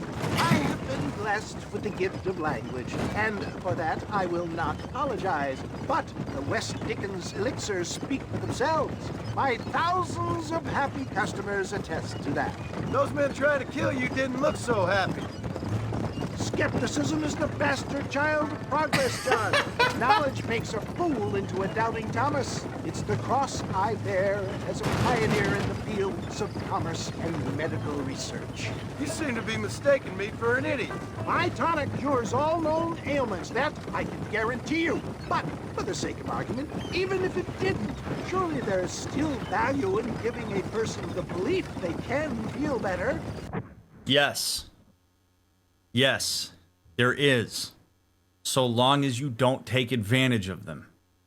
There is absolutely a place for assisting people in finding belief that they are capable of stuff. When it's in the context of something that their belief is the thing holding them back. When you sell them on something that is a miracle cure and you create a reliance on that thing or an association with that specific thing as the reason why they're feeling better, then you have not accomplished anything. If you cultivate a sense that a person is like, you know what? I very much believe that it's out there for me to work through whatever ailment I'm having, and perhaps this elixir or something else is the thing I need in order to help push me over the hump. That attitude change is very important so long as that person makes an informed decision about what kind of assistance they get. But yes, there is absolutely utility to people believing that they are capable of working through what they're working through. In fact, when people actively shut that out, it creates a lot of problems. This is why depression sometimes can be so very difficult to work through, because depression will trick people into believing that they are incapable of things in a way that they are not. And moving a person to a space where they can start to visualize what it would be like to work through some of the stuff that they deal with is a really important part of the change process. The thing that Mr. West Dickens is failing to see, though, is that he's selling them on something that is capable of things that it isn't. So he's back-end justifying a bad grift with some sentiment that has legitimacy in a different context. And yeah, he was graced with the gift of language. He can smooth talk his way around people who are uneducated very well, and that's why he's doing well in that regard. At least it seems it. If my tonic is such a sham, how do you explain the fine battle in which you find me? Last time you saw me, I was knocking at death's door. Get back on the road! We'll have nothing left by the time we get to Ridgewood. You should thank the doctor for that. I reckon you were acting it up worse than it was. Yeah, right? If the elixir was so good, why'd you just pour it on yourself? John, a more convincing Othello there has never been, and so shall you, a fair Iago or Cassio make. I don't like the sound of this. Showmanship, John. The flourish, the bow.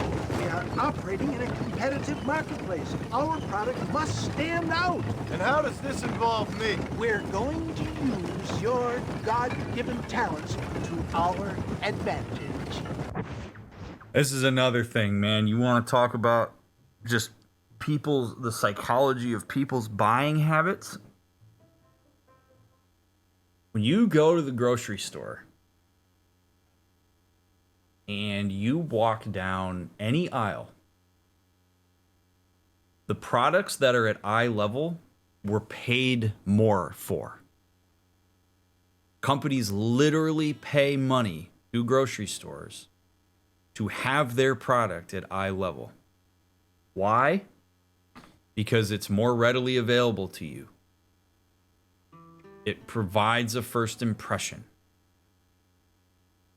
What he's saying is entirely true. There are people that will make decisions to purchase something that is fine, but maybe not as good as another product for no other reason than it's been represented to them as unique. And sometimes the uniqueness is simply the presence of the product in your purview. It's why advertising is something that people spend millions of dollars on. Millions of dollars. I know what McDonald's is. Why does McDonald's still advertise? So that it's at the front of my mind. Why do companies run unique promos? So that it's novel and unique and at the front of my mind.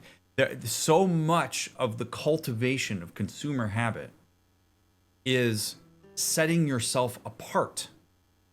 That's why branding is so important. People do judge books by their covers. They absolutely do. People will buy a mediocre product with pretty packaging over an amazing product with shit packaging, unless they know better. But the majority of consumers generally do not know better because they don't do the research, similar to the vein of what we were talking about, an hour ago. Because people don't take the time to do the research about the stuff they're buying. They believe that the mere presence of a thing is enough to suggest that it's worth engaging with. And an understanding of that phenomenon is likely to keep you in business. You keep having to push to be on the cutting edge. You have to push. I mean, this actually happens in the academic world too. This is actually something that drove me crazy about being in academia and in just research in general, and I think is a real problem. There is a shift that happened. I don't know exactly when it happened, but when you're submitting a paper to a journal, and I've been in this position, sometimes the best research is research that doesn't contribute anything new, but confirms something that's already existed. That's not sexy to a journal. That doesn't cultivate people wanting to read something. So unfortunately, a lot of researchers will be in a position where they have to do research or frame their results in a way that you've produced something novel. Because if you don't, and it's not set apart from current research, there's a lack of interest. There's a whole set of issues that contribute to that. I would say that even things like social media and unlimited scrolling has cultivated that because people are constantly craving the novel, which I fall into that. I can scroll Reddit for hours. But people are drawn to novelty. They're drawn to uniqueness. They're drawn to a hook. The status quo facilitates a habituation that people at times will get tired of. And it's kind of scary sometimes because it can lead in some ways to dysfunction because people are so focused on being unique that they lose focus on maintaining quality. It's all about how do I get you drawn in and hooked so that you stay with me, so that you stay in my ecosystem, rather than necessarily facilitating a product that actually works, because there's many products out there that work incredibly well that don't get the attention they deserve because they're not sexy and flashy. You believe people don't judge books by their cover? They do all the time. I'm really starting to regret this. Ridgewood.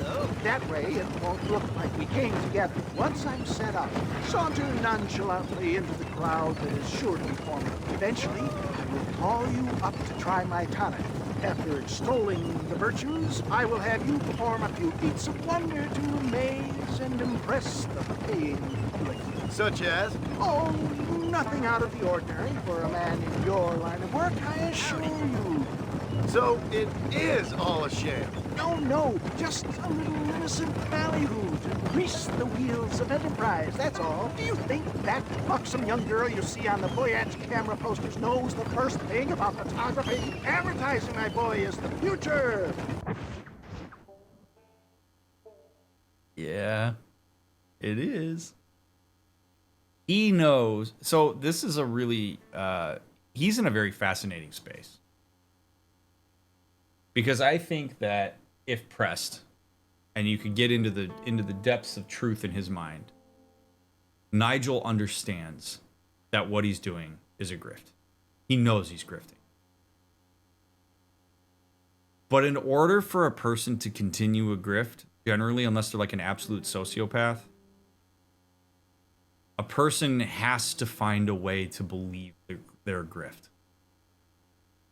They have to find it. Because if you don't believe your grift, then you don't put the passion and energy and work into cultivating what he is cultivating. So over time, unfortunately, he's going to have a harder and harder time differentiating the grift from the need to connect with it. And may actually start to believe that what he's providing is actually good. That he is providing a service that does cultivate these things happening. He buys into his own placebo. And we try to get out in front of our brains and we just can't. Best you alight here, dear boy, so no one sees us arriving together. He knows what he's doing. I'll see you there. Be ready to enchant the crowd. He knows how to represent this in a way that people will buy. And that requires a certain understanding of the human mind. How does one get stuck in their own deception like that? Necessity of perpetuation, lack of alternative exposure, confirmation bias. So, you know, if Nigel sees a couple people drink the tonic and then they're like capable of something they weren't otherwise capable of, or were capable of, and just placeboed their way into it, he may start to believe that he's onto something. Quantitative social reinforcement, people's dollars, people showing up to these things, all of that leads to people starting to believe that their grift is legitimate. It's really scary how fast it happens and how subjected to all of it we can be.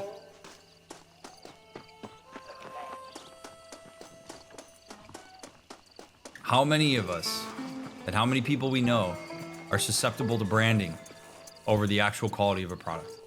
Who will buy something because somebody they have some degree of identification with bought it, not because it's actually what they're looking for. Ask yourself the next time you buy something, why am I buying this? That's it. Gather round. You might be interested to see what some of the answers to that are.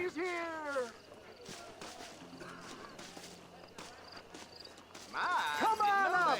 And some people legitimately believe their own grift. But Friends, hard-working souls of Cholla Springs, gather round, gather round. and I'm gonna let him do his thing, but something that is gonna happen here, I'm sure, that is gonna facilitate this whole process, is he's going to find a way to empathize with them. He's gonna find a way to get into their experience, whether it's of helplessness, vulnerability, inability, whatever it may be. He's gonna find the angle that the crowd buys into. He's gonna connect with that experience, and he's probably going to confidently state the way in which he can solve that problem.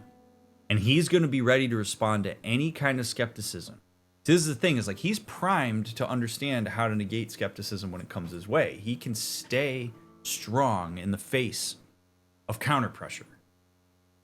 And that's why counter pressure against grifters or timeshare salesmen or whomever generally doesn't work, because they've trained themselves to be prepared for that. They understand the psychology of what's happening for them.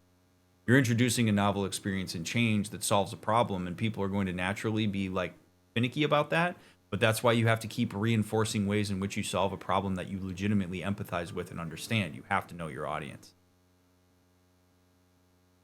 Do you suffer from rheumatism, lumbago, acute chronic sciatic, neurologic, or inflammatory pain?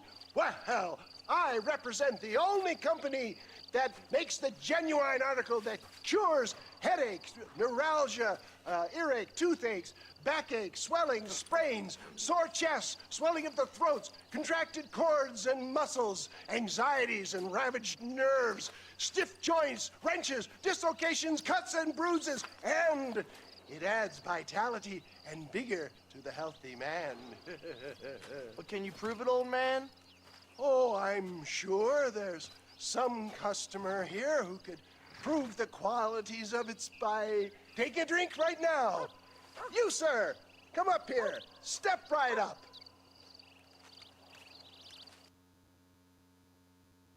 This is where I'd be out. I actually don't really understand why John is even interested in assisting with this. Like, Nigel West Dickens doesn't really have anything to offer him, so I find his going along with this really fascinating. That's the spirit. Ladies and gentlemen, pay close attention. This poor, wretched volunteer, entirely unknown to me, will demonstrate the effects of Dr. West Dickens' own patent tonic. Dr. West Dickens.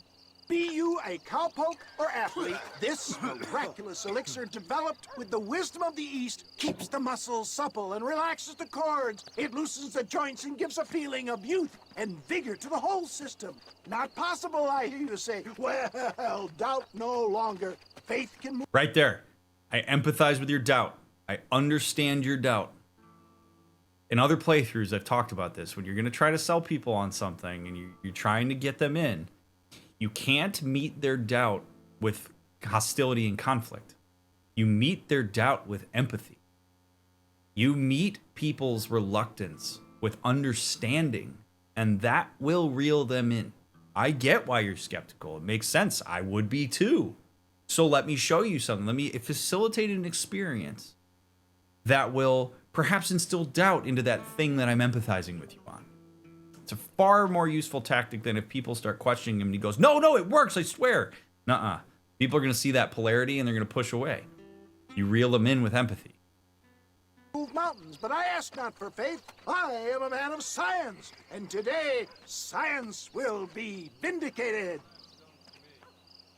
Your eyesight is greatly improved. Is that not so, friend? If you say so. That's right, it is. You heard him.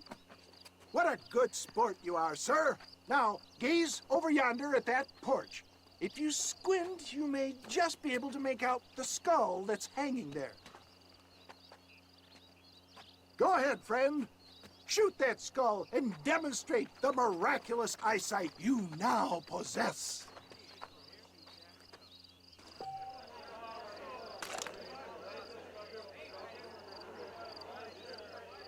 Remarkable! The eyesight of an eagle, granted by imbibing Dr. West Dickens' own patent tonic. Anybody can make that shot. This man is a fraud. Here we go. If your eye's so damn sharp, why don't you try shooting my hat out of the air? My friends, our test case has been challenged to shoot a gentleman's hat out of the sky above our heads. You can fool these people, but you ain't fooling me. Right. Let's just see how sharp you is with a moving target. Right, oh, I'm friend. sharp. Here comes the throw.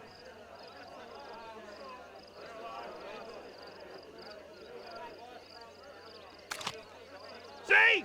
That tonic is a shame! Have you ever seen such an eye? Behold the power of the elixir, plucked out of the sky. Hey!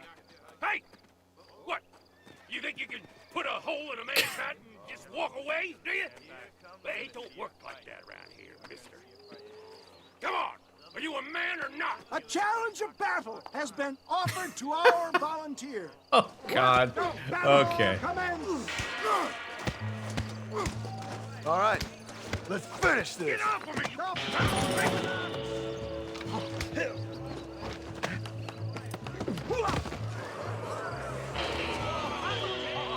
There it is, skeptics and dissenters, irrefutable proof.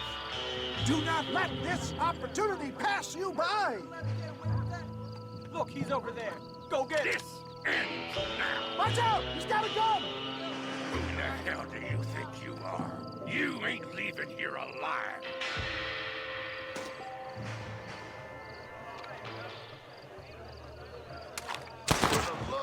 Oops. Oh, shit. Oops.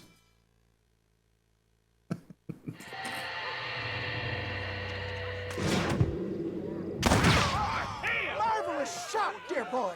The kind Got to hit of right deadly stick. accuracy that can only be afforded by the West Dickens elixir. Come, I have plenty for all. You'll be fine. Get out of my way. Hey, where are you going? I want a bottle. Get me a bottle, please. One of them, right here. No harm in trying one bottle, I suppose. Uh-huh. Well, I think that went kind of well, don't you? And that's the thing. So let's say that the elixir itself is just water. Like, it's legitimately not harmful. And we know that it's just water. It's not going to facilitate anything in them. And those people saw that demonstration. They drink the water. And then they feel and construct an instilled sense of confidence in themselves to go do some extra bales of hay. And they do it. And you've essentially unlocked a person's ability to do something, or their perceived ability to do something, by having a proxy via the elixir. Is that a bad thing? I would make the argument that in the state of capitalism, the answer to that is yes.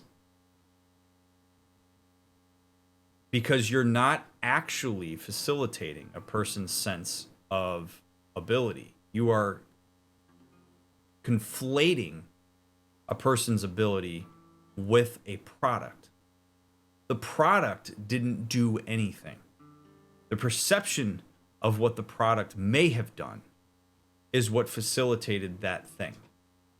So if you really wanted to do good on the world, you would make a point when you came back and say, I just want to let you all know you were just drinking water. Everything that you did under the context of the elixir was within you the entire time. Like, that to me is the more warm, ideal, humanistic approach to this. Like, yeah, you thought that it was that, but it really wasn't. But it speaks to the power of the human mind around some of this stuff. In terms of the ways in which we box ourselves into the idea of what we can or can't do. There are legitimate things that people can't do. There are hormonal changes. People do degrade over time. I mean, these things are legitimate. It's not like everybody has Superman just waiting underneath their vest. You just got to rip your vest off and you're good. You can do anything. Like, that's not how this works. But you would be amazed at how many things are possible for you that are just beyond what you think your limit is.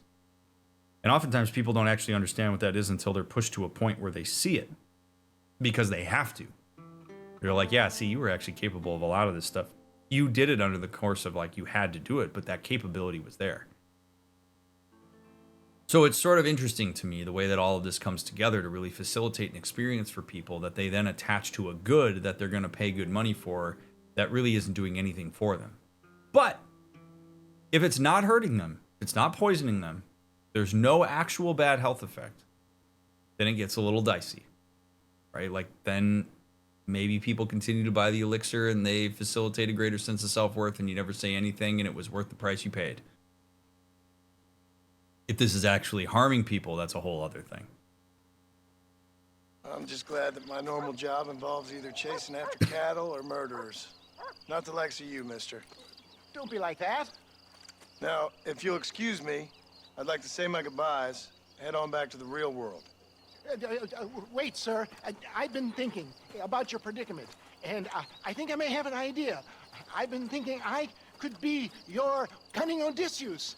Beware of the Greeks burying gifts, sir. Williamson had better beware. We will make them into Trojans. I don't rightly get you. I want you to go and see my old friend Seth. He can come across as a little curious, but I'm sure you two will get on. He's most often found at Coots Chapel. He's very devout.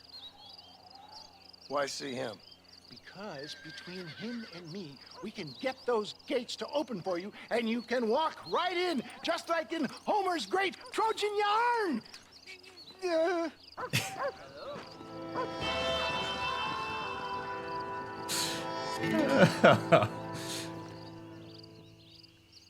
Oh, Nigel.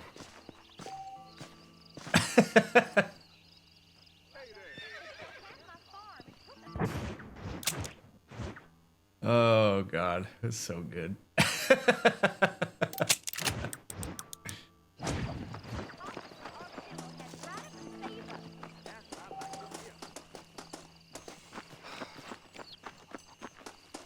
Oh, look at this. I could rent this shutout. How much is it?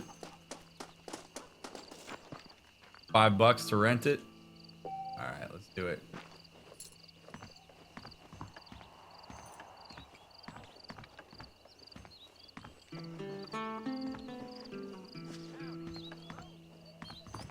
You can now save here once before you leave town.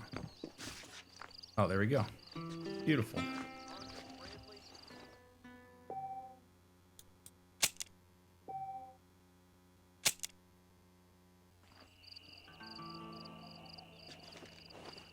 All right, friends.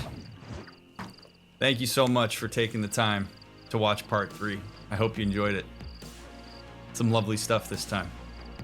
Excited for what else is to come. So do leave a thumbs up, leave a comment. Check out my other playthroughs. All that. Subscribe to the channel. If you're binging, I'll see you in the next episode. If you're waiting for it to come out, get it out as soon as we can. I appreciate you immensely. You matter. And I'll see you in part 4.